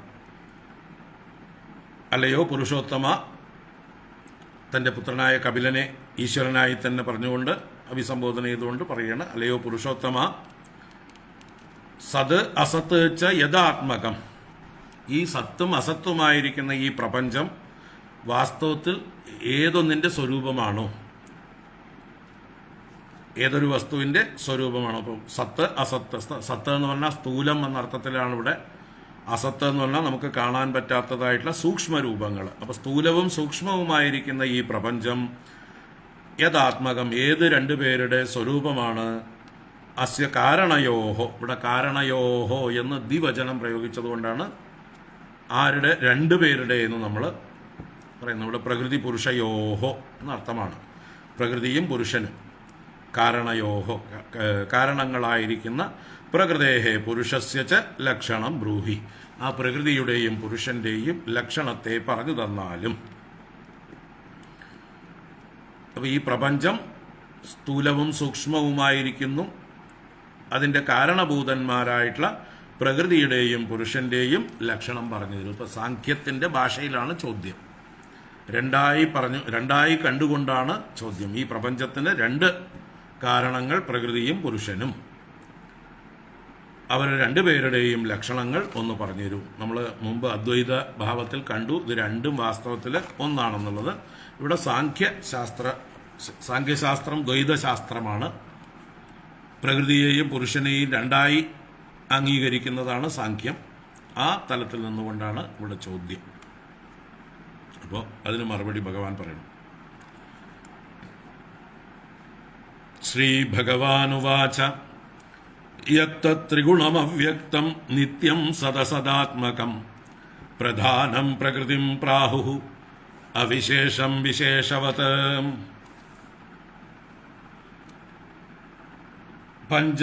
പഞ്ചബിർബ്രഹ്മ ചതുർഭിർദശഭിസ്തദാ ഏതച്ചതുർവിംശതികം ഗണം പ്രാധാനികം വിദു. പ്രകൃതിയുടെ ലക്ഷണത്തെ വിശദീകരിച്ച് പറയാൻ ആരംഭിക്കുകയാണ് ഭഗവാൻ. പുരുഷന്റെ ലക്ഷണം ഇവിടെ പറയുന്നില്ല. രണ്ടിൻ്റെയും ലക്ഷണം പറയാനായിട്ട് ചോദിച്ചു. ആരംഭിച്ചപ്പോൾ മൂന്നാമത്തെ ശ്ലോകത്തിൽ പുരുഷന്റെ ലക്ഷണം സാമാന്യമായിട്ട് നന്നായിട്ട് തന്നെ പറഞ്ഞിരുന്നു. പ്രകൃതിയുടെ ലക്ഷണം കൂടുതൽ പറഞ്ഞിരുന്നില്ല. ഇവിടെ ദേവഹൂതി ദേവി ചോദിച്ചപ്പോൾ ഭഗവാൻ കൂടുതലായിട്ട് പറയുന്നത് പ്രകൃതിയുടെ ലക്ഷണമാണ്. പ്രകൃതി ലക്ഷണം നോക്കാം നമുക്ക്. ഭഗവാൻ ഉവാച യത്ത്രിഗുണം അവ്യക്തം നിത്യം സദസദാത്മകം പ്രധാനം പ്രകൃതിം പ്രാഹു അവിശേഷം വിശേഷവത്. യത് തത്. അപ്പോൾ യാതൊന്നാണോ ത്രിഗുണം മൂന്ന് ഗുണങ്ങളോട് കൂടിയതും, സത്വം രജസ് തമസ് എന്നുള്ള മൂന്ന് ഗുണങ്ങളുടെ സ്വരൂപമായിരിക്കുന്നതും, അവ്യക്തം വ്യക്തമല്ലാത്തതും, ഇന്ദ്രിയങ്ങൾക്ക് വിഷയമല്ലാത്തതും നർത്ഥം. ഇന്ദ്രിയങ്ങളെ കൊണ്ട് അറിയുന്നത് വ്യക്തം, ഇന്ദ്രിയങ്ങൾക്ക് വിഷയമല്ലാത്തത് അവ്യക്തം. അപ്പോൾ ഇന്ദ്രിയ വിഷയമല്ലാത്തതും നിത്യം എന്ന് പറഞ്ഞാൽ ജനന മരണങ്ങൾ ഇല്ലാത്തതും ഉൽപ്പത്തി വിനാശങ്ങൾ ഇല്ലാത്തതും എന്നും ഒരുപോലെയുള്ളതും. ത്രിഗുണം അവ്യക്തം നിത്യം അവിശേഷം എന്ന് പറഞ്ഞാൽ വിശേഷങ്ങളൊന്നും ഇല്ലാത്തത്, സാമാന്യമായിരിക്കുന്നത് എന്നർത്ഥം. വിശേഷമായിട്ടില്ല, സ്പെഷ്യൽ രൂപങ്ങളെ എടുത്തിട്ടില്ല, ആകൃതി വിശേഷത്തോട് കൂടാത്തതും, ഇന്നത് എന്ന് പറഞ്ഞ് വേർതിരിച്ച് പറയാൻ പറ്റാത്തത്, അവിശേഷമായിരിക്കുന്നത്. എന്നാൽ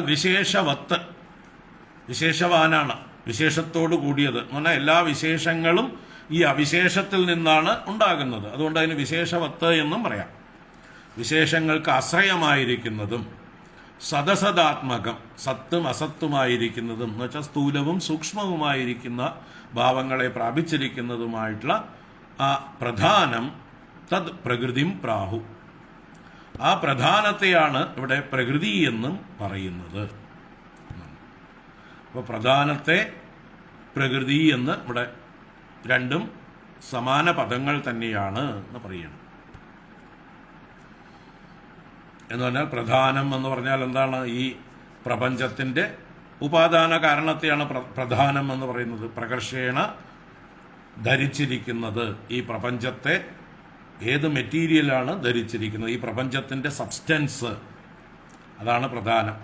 ഏതുപോലെ സ്വർണ്ണ ആഭരണങ്ങളുടെ പ്രധാനം ഏതാണെന്ന് ചോദിച്ചാൽ മുമ്പ് എന്താ ഉണ്ടായിരുന്നത്? ആഭരണങ്ങളൊക്കെ ഉണ്ടാവുന്നതിന് മുമ്പ് ആ മെറ്റീരിയൽ എന്താണത്? സ്വർണം. അപ്പോൾ സ്വർണം പ്രധാനം, ആഭരണങ്ങൾ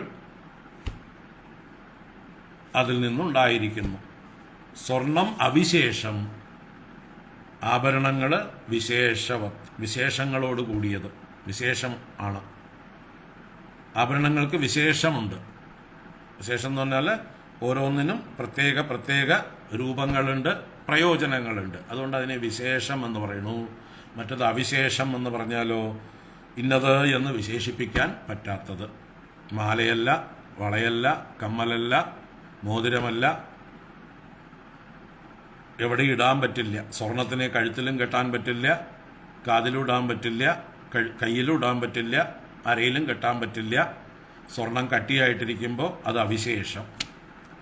അത് ആഭരണങ്ങളാകുന്നതോടുകൂടി വിശേഷം. അപ്പോൾ ഈ വിശേഷങ്ങളൊക്കെ ഏതൊന്നിലാണോ ഉള്ളത് അതിനെ വിശേഷവത്ത് എന്ന് പറയുന്നു.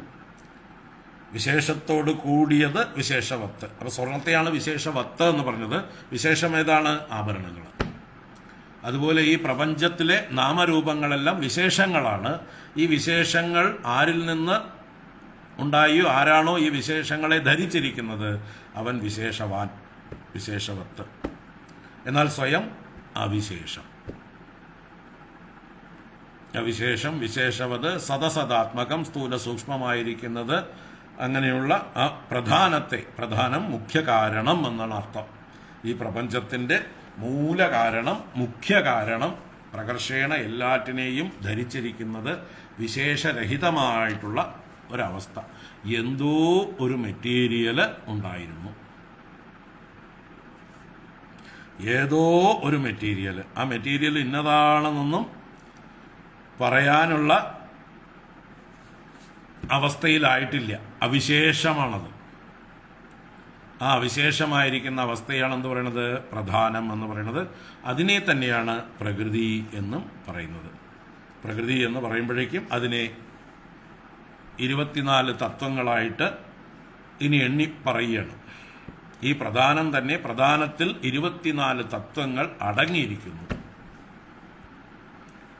അതാണ് അടുത്ത ശ്ലോകത്തിൽ പഞ്ചബിർ ബ്രഹ്മ ചതുർബിർ ദശഭിസ്തദ ഏതചതുർവിംശതികം ഗണം പ്രാധാനികം വിദു. പഞ്ചഭിഹി 5 വീതം എന്നും, ചതുർഭിഹി 4 ദശഭിഹി പിന്നൊരു 10, ഇങ്ങനെ. അപ്പോൾ 2 5, 1 4, 1 10. പഞ്ചഭിഹി 5, ചതുർഭിഹി 4, ദശഭി 10. ഏതത് ചതുർവിംശതികം. ഇങ്ങനെ 24 കൂടിയതിനെ, അതിൻ്റെ ഗണത്തെ, സമൂഹത്തെ പ്രാധാനികം വിദുഹു, പ്രാധാനികം എന്നും പറയുന്നു. അപ്പോൾ പ്രധാനത്തിലെ ഘടകങ്ങളെ ചുരുക്കി പറഞ്ഞതാണ് ഈ 24. ഈ പ്രധാനം എന്ന അവിശേഷമായിരിക്കുന്ന വസ്തുവിൻ്റെ ഉള്ളിൽ 24 അടങ്ങിയിരിക്കുന്നു. പക്ഷെ ആദ്യം 24 വ്യക്തമാവില്ല. അത് പ്രധാന അവസ്ഥയിൽ 24 വ്യക്തമായിട്ടില്ല, അവ്യക്തമാണ്.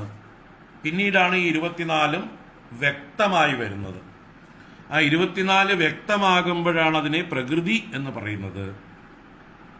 24 വ്യക്തമാവാത്ത അവസ്ഥയിൽ അതിനെ പ്രധാനം എന്നും പറയുന്നു. പ്രകൃതിയും പ്രധാനവും തമ്മിൽ എന്തിനാ രണ്ട് പദങ്ങൾ എന്നാണെങ്കിൽ മനസ്സിലാക്കുക. പ്രധാനം എന്ന് പറയുമ്പോൾ എല്ലാം ഉള്ളിൽ ധരിച്ചിരിക്കുന്നു. 24നെയും ഉള്ളിൽ ധരിച്ചിരിക്കുന്നത് പ്രധാനം. 24 റോ മെറ്റീരിയലായിട്ട് വിഭജിച്ച് പറയുമ്പോൾ പ്രകൃതി എന്നും പറയുന്നു. ഈ പ്രധാനം പ്രകർഷേണ കൃതമായതാണ് പ്രകൃതി. പ്രകൃതി എന്ന് പറഞ്ഞാൽ തന്നെ പ്രകർഷേണ കൃതം, പ്രകർഷേണ കൃതം, നന്നായി ചെയ്യപ്പെട്ടത്, നന്നായി വ്യക്തമായത്. പ്രധാനം ഉരുത്തിരിഞ്ഞു വന്നപ്പോൾ പ്രകൃതിയായി. ഇനി ഈ 24 കൊണ്ട് ഉണ്ടാകുന്ന നാനാ നാമരൂപാത്മകമായ ഈ പ്രപഞ്ചത്തെ എന്ത് പറയും? വികൃതി എന്നും പറയും. അതുകൂടി മനസ്സിലാക്കിയാൽ എന്താണ് ഈ വ്യത്യാസം എന്ന് എളുപ്പം മനസ്സിലാവും. ഈ പ്രപഞ്ചത്തെ, ഈ നാമരൂപങ്ങളെ എന്ത് പറയും? വികൃതി അല്ലെങ്കിൽ വികാരം എന്ന് പറയും. വികൃതി വികാരം തന്നെയാണ്. അപ്പൊ ഈ 24ന്റെ വികൃതിയാണ്, അഥവാ വിശേഷേണ കൃതമായതാണ് ഈ പ്രപഞ്ചം, ഈ നാമരൂപാത്മകമായിട്ടുള്ള ഈ അപ്പൊ ഈ നാമരൂപാത്മകമായിട്ടുള്ള വസ്തുക്കളെ വികാരം എന്നും വികൃതി എന്നും പറയുമ്പോൾ, സൃഷ്ടിയെ വികൃതി എന്ന് പറയുമ്പോൾ, സൃഷ്ടിക്ക് കാരണമായ 24 തത്വങ്ങളെ പ്രകൃതി എന്ന് പറയുന്നു. ആ 24 തത്വങ്ങളും അവ്യക്താവസ്ഥയിലിരുന്നപ്പോൾ, 24ആയി പിരിയാതിരുന്നപ്പോൾ അതിനെ പ്രധാനം എന്നും പറയുന്നു. ഇങ്ങനെ 3 തലങ്ങളിലാണ് കാരണാവസ്ഥയിൽ പ്രധാനം. അതിൻ്റെ ചെറിയൊരു അഭിവ്യക്തിയാണ്, സൂക്ഷ്മമായിട്ടുള്ള അഭിവ്യക്തിയാണ് പ്രകൃതി. അതിൻ്റെ കൂടുതൽ സ്ഥൂലമായിട്ടുള്ള നാമരൂപാത്മകമായിട്ടുള്ള ആ വ്യത്യാസങ്ങളാണ്, വിശേഷമായിട്ടുള്ള അവസ്ഥയാണ് വികൃതിയായിരിക്കുന്ന ഈ സൃഷ്ടി, ഈ പ്രപഞ്ചം. അപ്പൊ ഈ പ്രധാനം എന്നുള്ളത് സാഖ്യന്മാര് മെറ്റീരിയൽ കോസായിട്ട് പറയുന്നു. അതിനെ തന്നെ പ്രകൃതി എന്നും പറയണം. അപ്പൊ പ്രകൃതിയും പ്രധാനത്തെയും ഒന്നാക്കിയിട്ടാണ് സാഖ്യന്മാര് പറയുന്നത്. അത് പുരുഷനിൽ നിന്ന് വേറെയാണ്, രണ്ടാമതൊരു വസ്തുവാണ്, അസ്തിത്വമുണ്ട് എന്ന് ദ്വൈതം ബാധിക്കുന്നവരാണ് സാഖ്യന്മാര്. എന്നാൽ അദ്വൈതികൾ പറയുന്നത് ഈ പ്രധാനം എന്ന് പറയുന്നത് ബ്രഹ്മത്തിന്റെ തന്നെ സത്ത് എന്നുള്ള ഭാവമാണ്. സത്ത്, ചിത്ത്, ആനന്ദം ബ്രഹ്മ, സച്ചിദാനന്ദം ബ്രഹ്മ, സത്യം ജ്ഞാനം അനന്തം ബ്രഹ്മ. അപ്പൊ അതിലെ സദ്ഭാവം, സത്ത് എന്ന് പറഞ്ഞാൽ എക്സിസ്റ്റൻസ്, ഉണ്മ. ആ ഉണ്മയാണ്, ബ്രഹ്മത്തിന്റെ ഉണ്മയാണ് ഈ പ്രപഞ്ചത്തിന്റെ മെറ്റീരിയൽ കോസായിട്ട് മാറുന്നത്. അതിലെ ചിത് ഭാവമാണ്, സത്ത് ചിത്ത് എന്ന് പറഞ്ഞല്ലോ, ആ ചിത് ഭാവമാണ് നിമിത്ത കാരണമായി മാറുന്നത് എന്ന് പറഞ്ഞാൽ ചൈതന്യ ഭാവം. മറ്റത് അസ്തിത്വഭാവം, ഉണ്മയുണ്ട്, ബ്രഹ്മം ഉള്ളതാണ്, സത്യമാണത്, അതിന് സദ്ഭാവമുണ്ട്. ആ സദ്ഭാവം മെറ്റീരിയൽസായി, പ്രധാനമായി, പ്രകൃതിയായി മാറുന്നു. ചിദ്ഭാവം ഇന്റലിജൻസായി, ചൈതന്യമായി, അങ്ങനെ രണ്ടായി തോന്നുകയാണ്. വാസ്തവത്തിൽ ഒന്ന് തന്നെയാണ്. അപ്പോൾ എന്താണ് അദ്വൈത വേദാന്തവും സാഖ്യവും തമ്മിലുള്ള സൂക്ഷ്മമായിട്ടുള്ള വ്യത്യാസം? സാഖ്യന്മാർ 2 എന്ന് പറയുന്നതിനെ അദ്വൈതികൾ ഒന്നാക്കി തന്നെ പറയുകയാണ്. നമ്മൾക്ക് ഭാഗവതത്തിൽ ഈ സാഖ്യം പറയുമ്പോഴും കപില ഭഗവാൻ അത് അദ്വൈത ഭാവത്തിൽ തന്നെയാണ് പറഞ്ഞിരിക്കുന്നത്. ദേവഹൂതിയുടെ ചോദ്യങ്ങളിൽ മാത്രമേ ആ ഒരു ദ്വൈതഭാവം ഉള്ളൂ. പറഞ്ഞു വരുമ്പോഴേക്കും, അതിന് കൂടുതലായിട്ട് നമ്മൾ ചിന്തിച്ചു വരുമ്പോഴേക്കും അത് അദ്വൈതം തന്നെയായി മാറും. പക്ഷെ സാഖ്യന്മാർ ആ ദ്വൈതത്തിൽ നിൽക്കുകയാണ്. അവർ വാശി പിടിച്ച്, ഇപ്പോഴത്തെ സാഖ്യന്മാരെന്ന് പറയുന്ന പിന്നീട് വന്നിട്ടുള്ള സാഖ്യ ആചാര്യന്മാരൊക്കെ ഈ പ്രകൃതിയെ സെപ്പറേറ്റ് എൻറ്റിറ്റി ആയിട്ട് വാശി പിടിച്ച് അംഗീകരിച്ച് വെച്ചിരിക്കുകയാണ്. പുരുഷന്റെ അഭിന്നമായിട്ടുള്ള ശക്തിയാണെന്ന് സമ്മതിക്കാതെ ഒരു സെപ്പറേറ്റ് എൻറ്റിറ്റിയാണ്, രണ്ടാമതൊരു അസ്തിത്വമുണ്ട്, 2 പാരലൽ എൻറ്റിറ്റികളാണ്, നിങ്ങളിത് 2 ഒന്നാണെന്ന് പറയരുത് എന്ന് സാഖ്യന്മാർ അദ്വൈതികളോട് വാദിക്കും. ഇതാണ് ഇവർ തമ്മിലുള്ള ചെറിയ വ്യത്യാസം. അതൊക്കെ ശങ്കരാചാര്യര് ഈ സാഖ്യന്മാരെയൊക്കെ ബോധ്യപ്പെടുത്തി കൊടുത്തിട്ടുള്ളതാണ് അന്നത്തെ കാലത്തുള്ള ആളുകൾക്ക്. പക്ഷെ എന്നാലും സാഖ്യം എന്നുള്ള ശാസ്ത്രം പഠിക്കുമ്പോൾ നമ്മൾ അവരുടെ സമ്പ്രദായത്തിൽ ഇങ്ങനെ ദ്വൈതമായിട്ട് തന്നെ പഠിക്കണം. അവർ 2ആയി പറഞ്ഞതിനെ നമ്മൾ അങ്ങനെ തന്നെ മനസ്സിലാക്കുമ്പോഴാണ് അവരുടെ സാഖ്യം എന്ന് പറയുന്ന ആ ഒരു ഇതായിട്ട് നമുക്ക് തോന്നുന്നത്. അപ്പൊ പഞ്ചബിർ ബ്രഹ്മ ചതുർഭിർ ദശഭിസ്തത ഏതത് ചതുർവിംശതികം ഗണം പ്രാധാനികം വിദു. 5, 5, 4, 10 ഇങ്ങനെയുള്ള ഗണം പ്രാധാനികം വിധു. ഇതിനെ പ്രാധാനികം എന്ന് പറയുന്നു.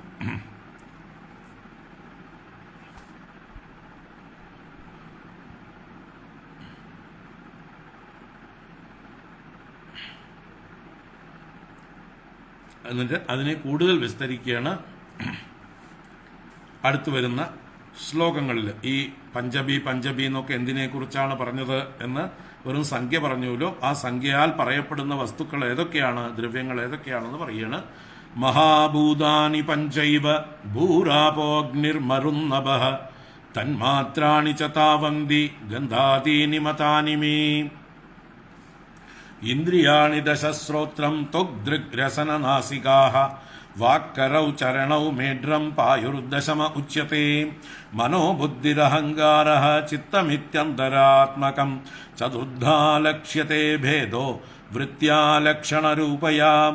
ഏതാവാനേവ സംഖ്യാതോ ബ്രഹ്മണഃ സഗുണസ്യ സന്നിവേശോ മയാ പ്രോക്തോ യഃ കാലഃ പഞ്ചവിംശകഃ. ആ സംഖ്യകളെ വിസ്തരിച്ചു തരികയാണ്. മഹാഭൂതാനി പഞ്ചൈവ ഭൂരാപോ അഗ്നിർമരുന്നഭഃ. എന്താണ് 5 എന്ന് പറഞ്ഞത്?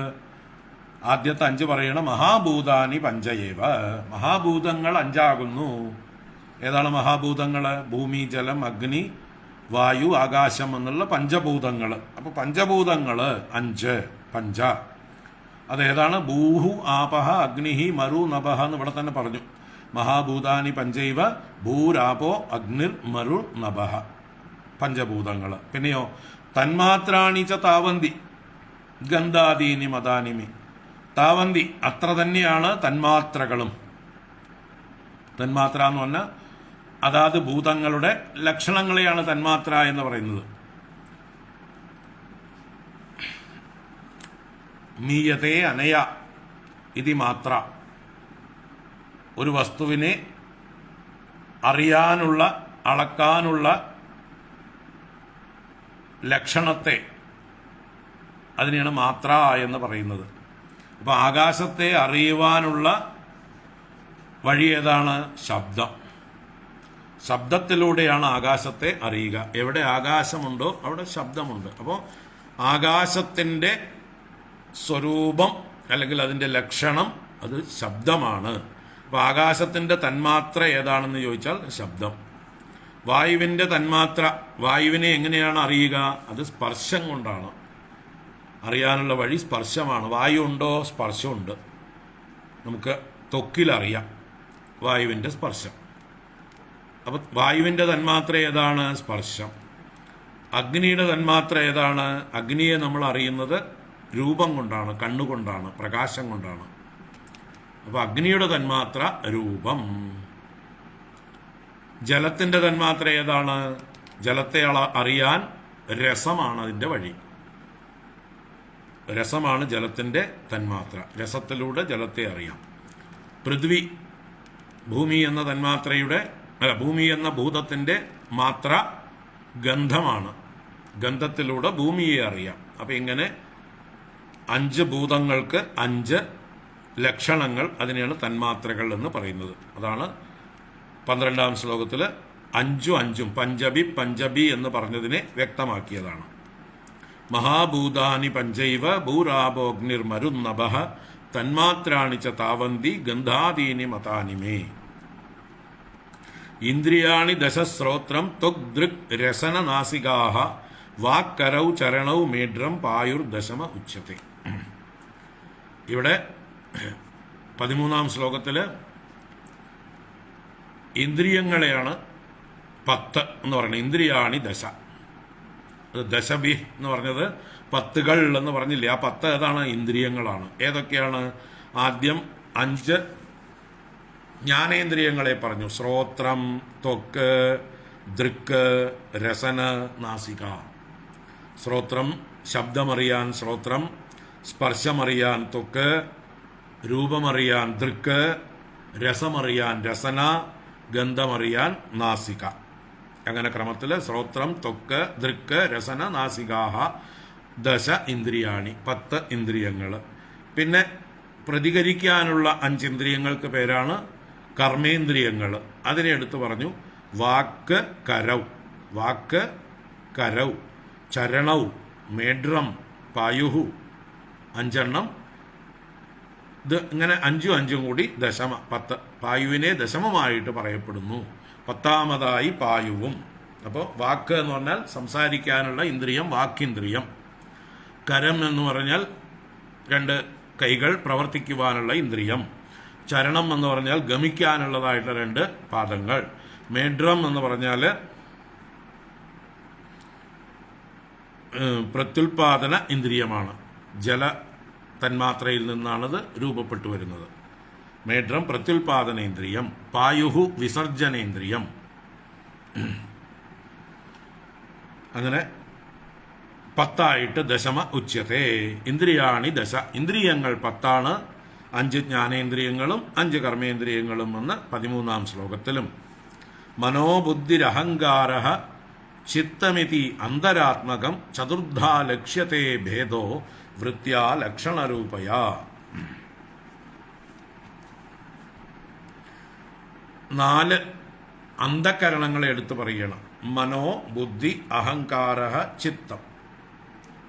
ഇത് അന്തരാത്മകം. ഇങ്ങനെ ഉള്ളിലുള്ളതായിട്ട് ചതുർധാ ലക്ഷ്യത്തെ ഭേദോ, 4 ഭേദങ്ങൾ കാണപ്പെടുന്നു. വൃത്യ ലക്ഷണരൂപയാ വൃത്യ. ഓരോ പ്രവൃത്തികളെ കൊണ്ടാണ് 4 കാണപ്പെടുന്നത്. വാസ്തവത്തിൽ അന്തരാത്മകം ഏകമായ അന്തരാത്മകത്തെ 4 പ്രവൃത്തി എടുക്കുന്നത് കൊണ്ട് 4 പേരിൽ വിളിക്കുന്നു. മനോബുദ്ധി, അഹങ്കാരം, ചിത്തം എന്നിങ്ങനെ 4 പ്രവൃത്തി ചെയ്യുന്നത് കൊണ്ടാണ് അതിന് 4 പറയുന്നത്. അപ്പോൾ മനസ്സ് എന്ന് പറഞ്ഞാൽ സങ്കല്പ വികല്പങ്ങൾ ചെയ്യുന്നത് മനസ്സ്, നിശ്ചയം ചെയ്യുന്നത് ബുദ്ധിയാണ്. ഞാനാണ് ചെയ്യുന്നത് എന്ന് അഭിമാനിക്കുന്ന അഹങ്കർത്ത ഇതി അഹങ്കാര. അതുപോലെ ചിന്തനകർത്തൃ ചിത്തം. ഓർമ്മകൾ ചെയ്യുന്നത്, സ്മരണകൾ ചെയ്യുന്നത് ചിത്തമാണ്. പൂർവ അനുഭവങ്ങളെല്ലാം ഓർമ്മിച്ചെടുക്കുന്നത് ചിത്തത്തിൻ്റെ ധർമ്മമാണ്. അപ്പം ഇങ്ങനെ 4 ധർമ്മം പ്രകടിപ്പിക്കുന്നത് കൊണ്ട് ഒരേ അന്ധകരണത്തെ 4 പേരിൽ വിളിക്കുന്നു. സ്വർണത്തെ രൂപത്തിനനുസരിച്ച് ആഭരണങ്ങളെ പലതായി വിളിക്കുന്നത് പോലെ, വെള്ളത്തെ അതിൻ്റെ രൂപമാറ്റത്തിനനുസരിച്ച് തിരയെന്നും നുരയെന്നും പതയെന്നും വിളിക്കുന്നത് പോലെ, ഒരേ അന്ധകരണത്തെ അതിൻ്റെ പ്രവൃത്തിഭേദം കൊണ്ട് സങ്കല്പ വികല്പാത്മകം മനഃ, നിശ്ചയാത്മിക ബുദ്ധി, ചിന്തനകർത്തൃ ചിത്തം, അഹങ്കർത്ത അഹങ്കാര, ഇങ്ങനെ 4 കാര്യങ്ങളെ കൊണ്ട് 4 വൃത്തികളെ കൊണ്ട് 4 പറയപ്പെട്ടിരിക്കുന്നു. വൃത്തിഭേദാത് എന്നാണ് അതിന് കാരണം. ഏതാവാനേവ സംഖ്യാതോ ബ്രഹ്മണഃ സഗുണസ്യ സന്നിവേശോ മയാ പ്രോക്തോ യഃ കാല 25. ഇവിടെ സഗുണസ്യ ബ്രഹ്മണഃ എന്ന് പറഞ്ഞാൽ ഗുണത്തോടുകൂടിയ ബ്രഹ്മം. ഇവിടെ ഗുണത്തോടുകൂടിയ ബ്രഹ്മം എന്ന് പറഞ്ഞാൽ സത്വം, രജസ്, തമസ് എന്നുള്ള ഗുണത്തോടുകൂടിയ ബ്രഹ്മം എന്ന് പറയുന്നത് പ്രധാനത്തെ തന്നെയാണ്. അപ്പോൾ ഒരേ ബ്രഹ്മം തന്നെ 3 ഗുണങ്ങളോട് കൂടിയപ്പോൾ പ്രപഞ്ച കാരണമായ പ്രകൃതിയായി അല്ലെങ്കിൽ പ്രധാനമായി മാറുകയാണ്. അപ്പോൾ ഇവിടെ കപില ഭഗവാൻ സഗുണസ്യ ബ്രഹ്മണഃ എന്ന് പറയുന്നതിലൂടെ തന്നെ ബ്രഹ്മത്തിൻ്റെ സഗുണഭാവമാണ് പ്രധാനം, പ്രകൃതി എന്ന് ഉറപ്പിച്ച് പറയുന്നുണ്ട്. ദ്വൈതം ഇല്ല ഇവിടെ. കപില ഭഗവാന്റെ അഭിപ്രായത്തിൽ ദ്വൈതമില്ല. ഏകമായ ബ്രഹ്മം അത് സഗുണമാകുമ്പോൾ പ്രധാനവും പ്രകൃതിയുമാകുന്നു. അത് നിർഗുണമായിരിക്കുമ്പോൾ ഇതിനെല്ലാം അതീതമായിരിക്കുന്നു. യാതൊന്നും വ്യക്തമല്ലാത്ത, ഒരു ചലനവുമില്ലാത്ത ശുദ്ധ ചൈതന്യമായിരിക്കുമ്പോൾ നിർഗുണം. അതിൻ്റെ തന്നെ ശക്തി മാനിഫെസ്റ്റ് ചെയ്യുമ്പോൾ സഗുണം. അതിൻ്റെ ശക്തിയാണ് മായ എന്നും പ്രകൃതി എന്നും പ്രധാനം എന്നുമൊക്കെ പല പേരുകളിൽ വിളിക്കുന്നത്. അപ്പോൾ സഗുണസ്യ ബ്രഹ്മണഃ സന്നിവേശ മയാ പ്രോക്ത. സന്നിവേശം എന്ന് പറഞ്ഞാൽ ഓരോന്നിലും പ്രവേശിച്ചിരിക്കുന്ന അവസ്ഥയെ, അവസ്ഥാവിശേഷങ്ങളെ. എങ്ങനെയൊക്കെയാണ് സഗുണബ്രഹ്മം സ്ഥിതി ചെയ്യുന്നത്? ഈ 24 തത്വങ്ങളായി സഗുണബ്രഹ്മം സന്നിവേശിക്കപ്പെട്ടിരിക്കുന്നു എന്ന് എന്നാൽ പറയപ്പെട്ടു. ഏതാവാനേവ സംഖ്യാത, ഇത് തന്നെയാണ് നിശ്ചയിക്കപ്പെട്ടിരിക്കുന്ന സംഖ്യകൾ. 24 തത്വങ്ങളാണ് എണ്ണി പറഞ്ഞിരിക്കുന്നത്. അങ്ങനെ സംഖ്യാത എണ്ണി പറയപ്പെട്ടത് കൊണ്ടാണ് ഇതിന് സാഖ്യം എന്ന് പറയുന്നത്. 24 തത്വങ്ങളെ എണ്ണി എണ്ണി പറയുന്നത് കൊണ്ട് സാഖ്യം. സംഖ്യാത അങ്ങനെയുള്ള നിശ്ചയിക്കപ്പെട്ടിരിക്കുന്നു. ഇനി യഹ കാലഃ സഹ പഞ്ചവിംശകഃ ഇത് ഏകെ. ഏകെ എന്ന് പറഞ്ഞാൽ ചിലര്, ഏകെ എന്ന് പറഞ്ഞാൽ ഒരു ചിലര് 25ാമതായിട്ട് കാലത്തെയും കൂടി കൂട്ടുന്നുണ്ട്. അതാണ് ഇവിടെ പറഞ്ഞത്. യഹ കാലഃ, കാലം എന്ന ഏതൊരു വസ്തുവുണ്ടോ അതിനെ സഹ പഞ്ചവിംശകഃ, അതിനെ 25ാമതായിട്ട് ഏകേ. ഏകെ എന്ന് പറയുമ്പോൾ ഒരു ചിലര് പറയുന്നു. എന്നാൽ കാലം പൗരുഷം പ്രഭാവം പ്രാഹുഹു, വേറെ ചിലര് കാലത്തെ പുരുഷന്റെ പ്രഭാവമായിട്ടാണ് പറയുന്നത്. പ്രകൃതിയുടേതല്ല, കാലത്തെ പുരുഷന്റെ തന്നെ പ്രഭാവമായിട്ട് മനസ്സിലാക്കൂ എന്ന്. ഈ സാഖ്യന്മാരിൽ തന്നെയുള്ള അഭിപ്രായ വ്യത്യാസങ്ങളാണിത്. രണ്ടല്ല പലതരത്തിൽ സാഖ്യത്തിൻ്റെ ഇടയിൽ അഭിപ്രായ വ്യത്യാസങ്ങളുണ്ട്. അപ്പോൾ ഈ കാലം എന്നുള്ള ഘടകത്തെ ചിലര് പുരുഷൻ്റേതാണത്, ചിലര് പ്രകൃതിയുടേതായിട്ട് 25ാമതായിട്ട് എണ്ണുന്നു. അപ്പോൾ കാലത്തെ 25ആയതായിട്ട് എണ്ണിയാലോ പിന്നെ പുരുഷൻ വരുമ്പോൾ 26ാമത്തെ ആവും. കാലത്തെ ഈശ്വരനിൽ ലയിപ്പിച്ചാലോ അല്ലെങ്കിൽ പുരുഷനിൽ ലയിപ്പിച്ചാലോ 25ൽ ഒതുങ്ങി. അപ്പോൾ ഒരു കൂട്ടർ 25 എന്ന് പറയുമ്പോൾ വേറൊരു കൂട്ടർ 26 എന്ന് പറയും. ഇങ്ങനെ സംഖ്യകൾ വ്യത്യാസം വരാനുള്ള കാരണം ഇത് അഭിപ്രായ വ്യത്യാസമാണ്. എന്താ? കാലത്തെ അഡീഷണൽ ആയിട്ട് ചിലർ പ്രകൃതിയുടെ സംഖ്യയിൽ കൂട്ടി 25ാമതായിട്ട് പറയണു. വേറെ ചിലർ കാലം പൗരുഷം പ്രഭാവം പ്രാഹു, പുരുഷന്റെ പ്രഭാവമാണ്, പുരുഷന്റെ വിക്രമമാണ് കാലം എന്ന് പറയുന്നു. പ്രകൃതിം ഈയുഷഃ അഹങ്കാര വിമൂഢസ്യ കർത്തുഹു യതഃ ഭയം. ഈ കാലം കൊണ്ടാണ്, കാലത്തെയാണ് ഈ ജീവൻ ഭയക്കുന്നത്. അതാണ് പ്രകൃതിം ഈയുഷഃ എന്ന് പറഞ്ഞാൽ പ്രകൃതിയെ പ്രാപിച്ചവൻ. ഇണ് എന്നുള്ളതായിട്ട് ധാതു ഗതി എന്നർത്ഥമാണ്. ഇണ് ഗതൗ, അതിൻ്റെ രൂപാന്തരമാണ് ഈവാൻ, പ്രാപിച്ചവൻ എന്ന്. അതിൻ്റെ ഒരു ഷഷ്ടി രൂപമാണ് ഈയുഷഃ, പ്രാപിച്ചവൻ്റെ, പ്രകൃതിയെ പ്രാപിച്ചവൻ്റെ, പ്രകൃതിയുമായി താദാത്മ്യം പ്രാപിച്ചവൻ്റെ. അതുകൊണ്ട് തന്നെ അഹങ്കാര വിമൂഢസ്യ, അഹങ്കാരം കൊണ്ട് മൂഢനായി തീർന്നിരിക്കുന്നവനുമായ കർത്തുഹു, കർത്താവിന്, ജീവന്, യതഃ ഭയം, യാതൊന്നിൽ നിന്ന് ഭയമുണ്ടാകുന്നുവോ. യാതൊന്ന് പറഞ്ഞ ഇവിടെ ഏതിനെക്കുറിച്ചാണ്? കാലത്തെക്കുറിച്ചാണ്. അപ്പോൾ കാലത്തെ ഭയക്കുന്നത് ആരാണ്? പ്രകൃതിയുമായി താദാത്മ്യം പ്രാപിച്ച അഹങ്കാര വിമൂഢനായിട്ടുള്ള ജീവൻ. ഈ കാലത്തിൻ്റെ തത്വം തൻ്റെ തന്നെ ശക്തിയാണെന്ന് അറിയാതെ പുരുഷൻ പ്രകൃതിയുമായി താദാത്മ്യം പ്രാപിച്ച് കാലത്തെ തന്നെ ഭയപ്പെടുന്നു, തൻ്റെ തന്നെ ശക്തിയായ കാലത്തെ ഭയപ്പെടുന്നു എന്നർത്ഥം. അതിന് കാരണം തെറ്റിദ്ധാരണയാണ്. പ്രകൃതിയിലുള്ള താദാത്മ്യമാണ്, അഭിമാനമാണ്. അപ്പോൾ കാലം എന്നുള്ളതിനെ ഇവിടെ ഒരു വിസ്തരിക്കുകയാണ് പിന്നീട്. പ്രകൃതേർഗുണസാമ്യസ്യ നിർവിശേഷസ്യ മാനവി ചേഷ്ടായതസ്സ ഭഗവാൻ കാല ഇത്യുപലക്ഷിതഃ.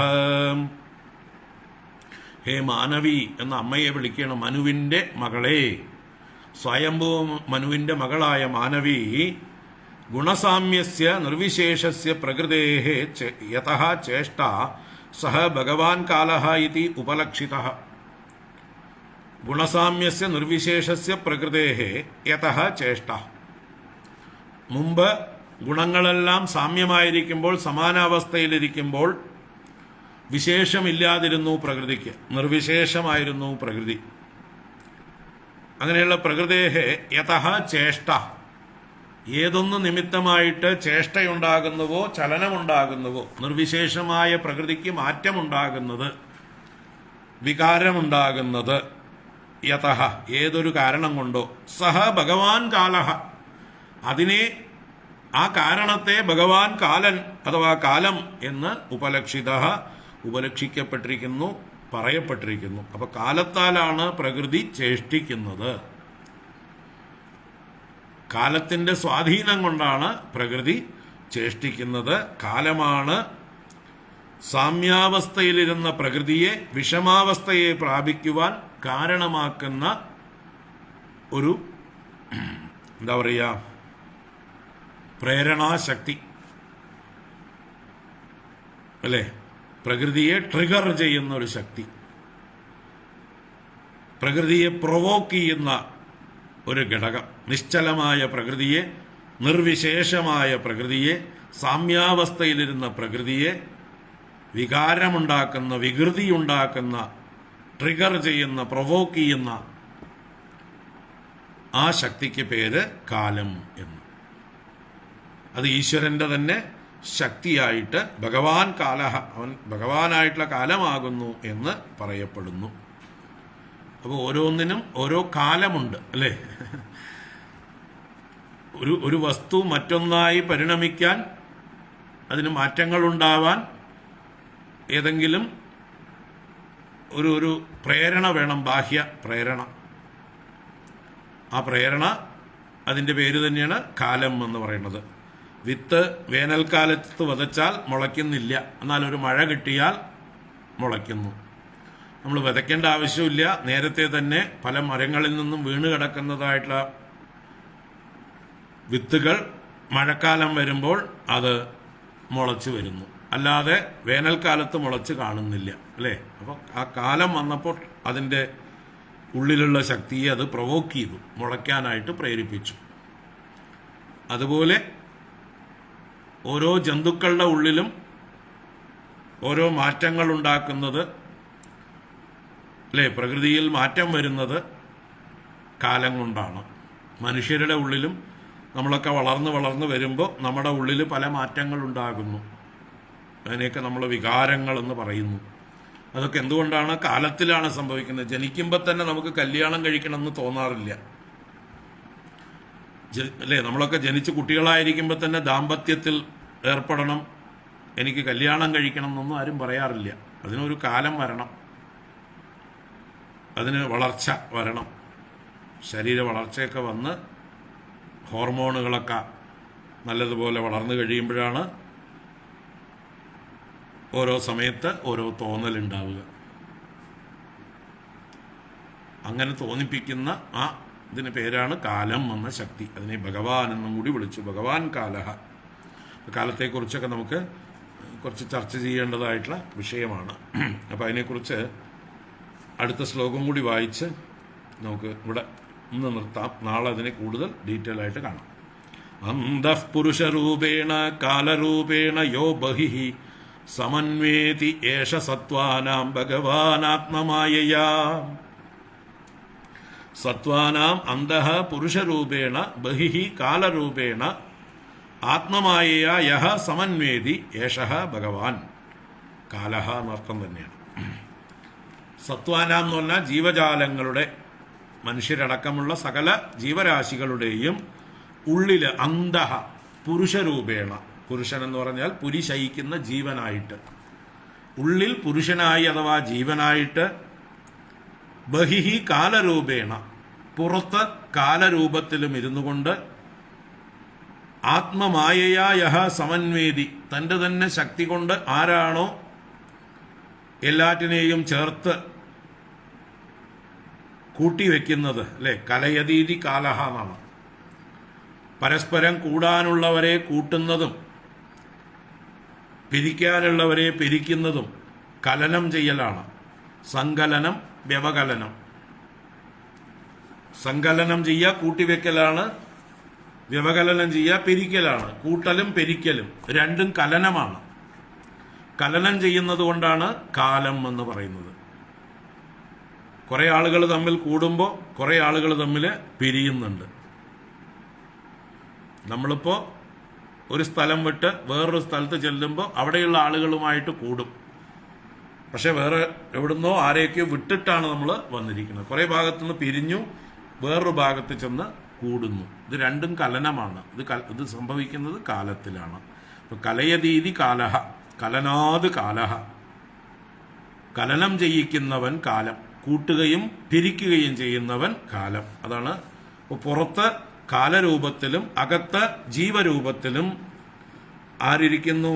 ആത്മമായ യഹ സമന്വേദി, തൻ്റെ തന്നെ മായ കൊണ്ട് ആരാണോ ചേർന്നിരിക്കുന്നത്, അന്വയിച്ചിരിക്കുന്നത്, യേശഃ ഭഗവാൻ, അവൻ തന്നെയാണ് ഭഗവാൻ, അവൻ തന്നെയാണ് ഈ പുരുഷൻ, ചൈതന്യം, ബ്രഹ്മം, ഭഗവാൻ എന്നൊക്കെ പല പര്യായ ശബ്ദങ്ങളെ കൊണ്ട് പറയുന്നത് അവനെ തന്നെയാണ്. അപ്പോൾ ഈ ഈശ്വരാംശം തന്നെയാണ് നമ്മുടെ ഉള്ളിൽ ചൈതന്യമായി ജീവനായിരിക്കുന്നതും പുറത്ത് അതേ ഈശ്വരൻ തന്നെ കാലസ്വരൂപനായിട്ട് നമ്മളെ ഭരിക്കുന്നു, അങ്ങോട്ടും ഇങ്ങോട്ടും ഇട്ട് ഓടിക്കുന്നു, അലയിപ്പിക്കുന്നു, പലരുമായിട്ട് നമ്മളെ കൂട്ടിച്ചേർക്കുന്നു, പലരുമായിട്ട് നമ്മളെ പിരിക്കുന്നു. ഇതൊക്കെ ആരാണ്?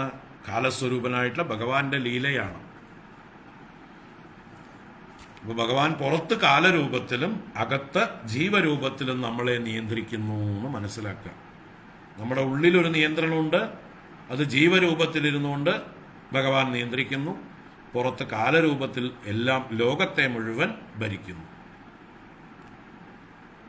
പുറത്ത് കാലരൂപനായിട്ടുള്ള ഭഗവാൻ ഓരോ പ്ലാൻ ചെയ്യുമ്പോൾ അകത്തുള്ള ജീവരൂപത്തിലുള്ള ഭഗവാൻ അതിനനുസരിച്ച് പ്രതികരിക്കുന്നു. രണ്ടല്ല, ഒരേയാളുടെ തന്നെ ഐഡിയയാണേ. കാലസ്വരൂപനായിട്ടുള്ള ഭഗവാൻ തീരുമാനിക്കുകയാണ്, ഇന്നവർ തമ്മിൽ ഇന്ന സമയത്ത് ഒത്തുചേരണം, കൂട്ടിമുട്ടണം. അപ്പം നമ്മുടെ ഉള്ളിൽ പ്രേരണ വരും. ഉള്ളിലിരിക്കുന്ന ഈശ്വരൻ തന്നെ നമ്മളോട് പ്രേരിപ്പിക്കും, ഇന്നവരെ കൊണ്ട് ബന്ധം സ്ഥാപിക്കൂ, ഇന്നവരുമായിട്ട് ചേരൂ. കാരണം ഈശ്വരന്റെ പല പ്ലാനുകളും അദ്ദേഹം നടത്തിക്കൊണ്ടിരിക്കുകയാണ്. കാലസ്വരൂപനായിട്ടുള്ള ഈശ്വരനാണ് ഈ പ്രപഞ്ച നാടകത്തിന്റെ ഡയറക്ടർ. അകത്തിരിക്കുന്ന ജീവസ്വരൂപനായിട്ടുള്ള ഈശ്വരൻ നടനും. അപ്പൊ ഓരോ നടന്മാരും ഡയറക്ടറുടെ ഇച്ഛയ്ക്കനുസരിച്ച് ചലിക്കുന്നു. ഇവിടെ ഡയറക്ടറും നടന്മാരും ഒക്കെ ഒരാൾ തന്നെയാണ്. ഇതുപോലെ നമ്മുടെ ബാലചന്ദ്രമേനോൻ സിനിമ പോലെ അല്ലേ? നമ്മുടെ മലയാളത്തിലെ പ്രശസ്തനായിട്ടുള്ള ബാലചന്ദ്രമേനോൻ, അദ്ദേഹം തന്നെ എല്ലാം ചെയ്യും. വൺ മാൻ ഷോ ആണ്. കഥ, തിരക്കഥ, സംഭാഷണം, സംവിധാനം, ഗാനങ്ങൾ, പാടിയത്, സംഗീതം, അതിൻ്റെ ഒപ്പം ഹീറോ ആയിട്ടും വേണമെങ്കിൽ ഡബിൾ റോളോ ട്രിപ്പിൾ റോളോ ഒക്കെ ഉള്ള കഥയും അദ്ദേഹത്തിന് എഴുതാം. പല റോളുള്ള കഥയും എഴുതാം. താൻ തന്നെ പലതായി തീരുന്ന കഥ എഴുതാം. അദ്ദേഹം പിന്നെ നമ്മളെ അധികം ബോറടിപ്പിക്കണ്ടെന്ന് വെച്ചിട്ട് ഹീറോയിൻ്റെ റോള് തനിക്ക് എടുത്തിട്ട് ബാക്കി കുറേ ആളുകളെ പല വേഷം കിട്ടുന്നു. അതുപോലെ ഇവിടെ ഈശ്വരൻ തന്നെ ഒരാൾ തന്നെയാണ്. പുറത്ത് ഡയറക്ടറായിട്ടും അകത്ത് ഓരോ ആക്ടർമാരായിട്ടും ഓരോ ജീവന്മാരായിട്ടും ഇവിടെ കളിച്ചുകൊണ്ടിരിക്കുന്നത്. അപ്പം നമ്മളിവിടെ നടക്കുന്ന ഓരോ പ്രവൃത്തികളും ഓരോ ലോകത്തിൽ നടക്കുന്ന ഓരോ കാര്യങ്ങളെയും ഈ ഒരു അവസ്ഥയിൽ കണ്ടാൽ നമുക്ക് ശാന്തി ഉണ്ടാവും, നമുക്ക് ഭയം ഉണ്ടാവില്ല.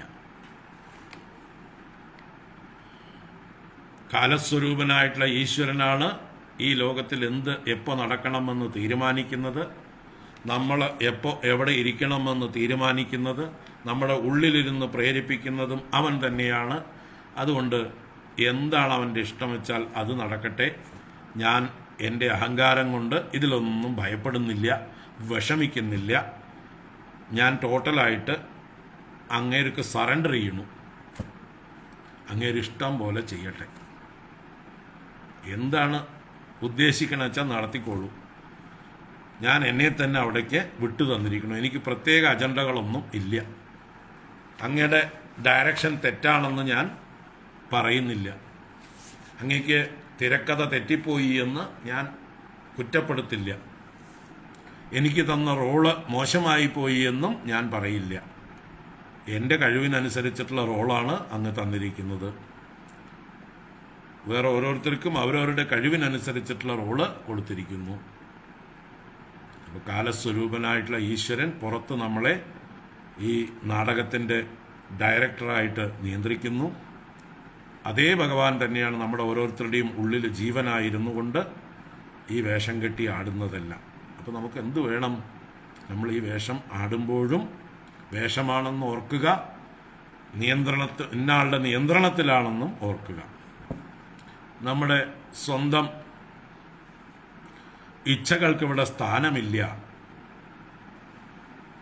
എന്നും കൂടി അറിഞ്ഞ് അവൻ്റെ ഇച്ഛയ്ക്ക് വഴങ്ങി അവൻ്റെ ഇഷ്ടത്തിന് വിട്ടുകൊടുത്ത് ശാന്തമായി സ്വസ്ഥമായി നമ്മുടെ നാടകം, നമ്മുടെ റോളുകൾ അഭിനയിച്ച് തീർക്കാം. വളരെ ചിന്തിക്കേണ്ടതായിട്ടുള്ള വിഷയങ്ങളുണ്ട് ഇവിടെയൊക്കെ. നമുക്ക് നാളെ കാണാം.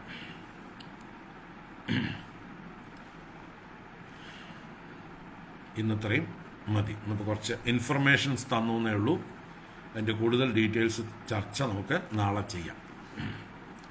ഓം കായേന വാചാ മനസേന്ദ്രിയൈർവാ ബുദ്ധ്യാത്മനാ വാ പ്രകൃതേ സ്വഭാവാത് കരോമി യദ്യത് സകലം പരസ്മൈ നാരായണായേതി സമർപ്പയാമി. ഓം ശാന്തി ശാന്തി ശാന്തി. ഹരി ഓം ശ്രീ ഗുരുഭ്യോ നമഃ. ഹരി ഓം. ഹരി ഓം. ഹരി ഓം.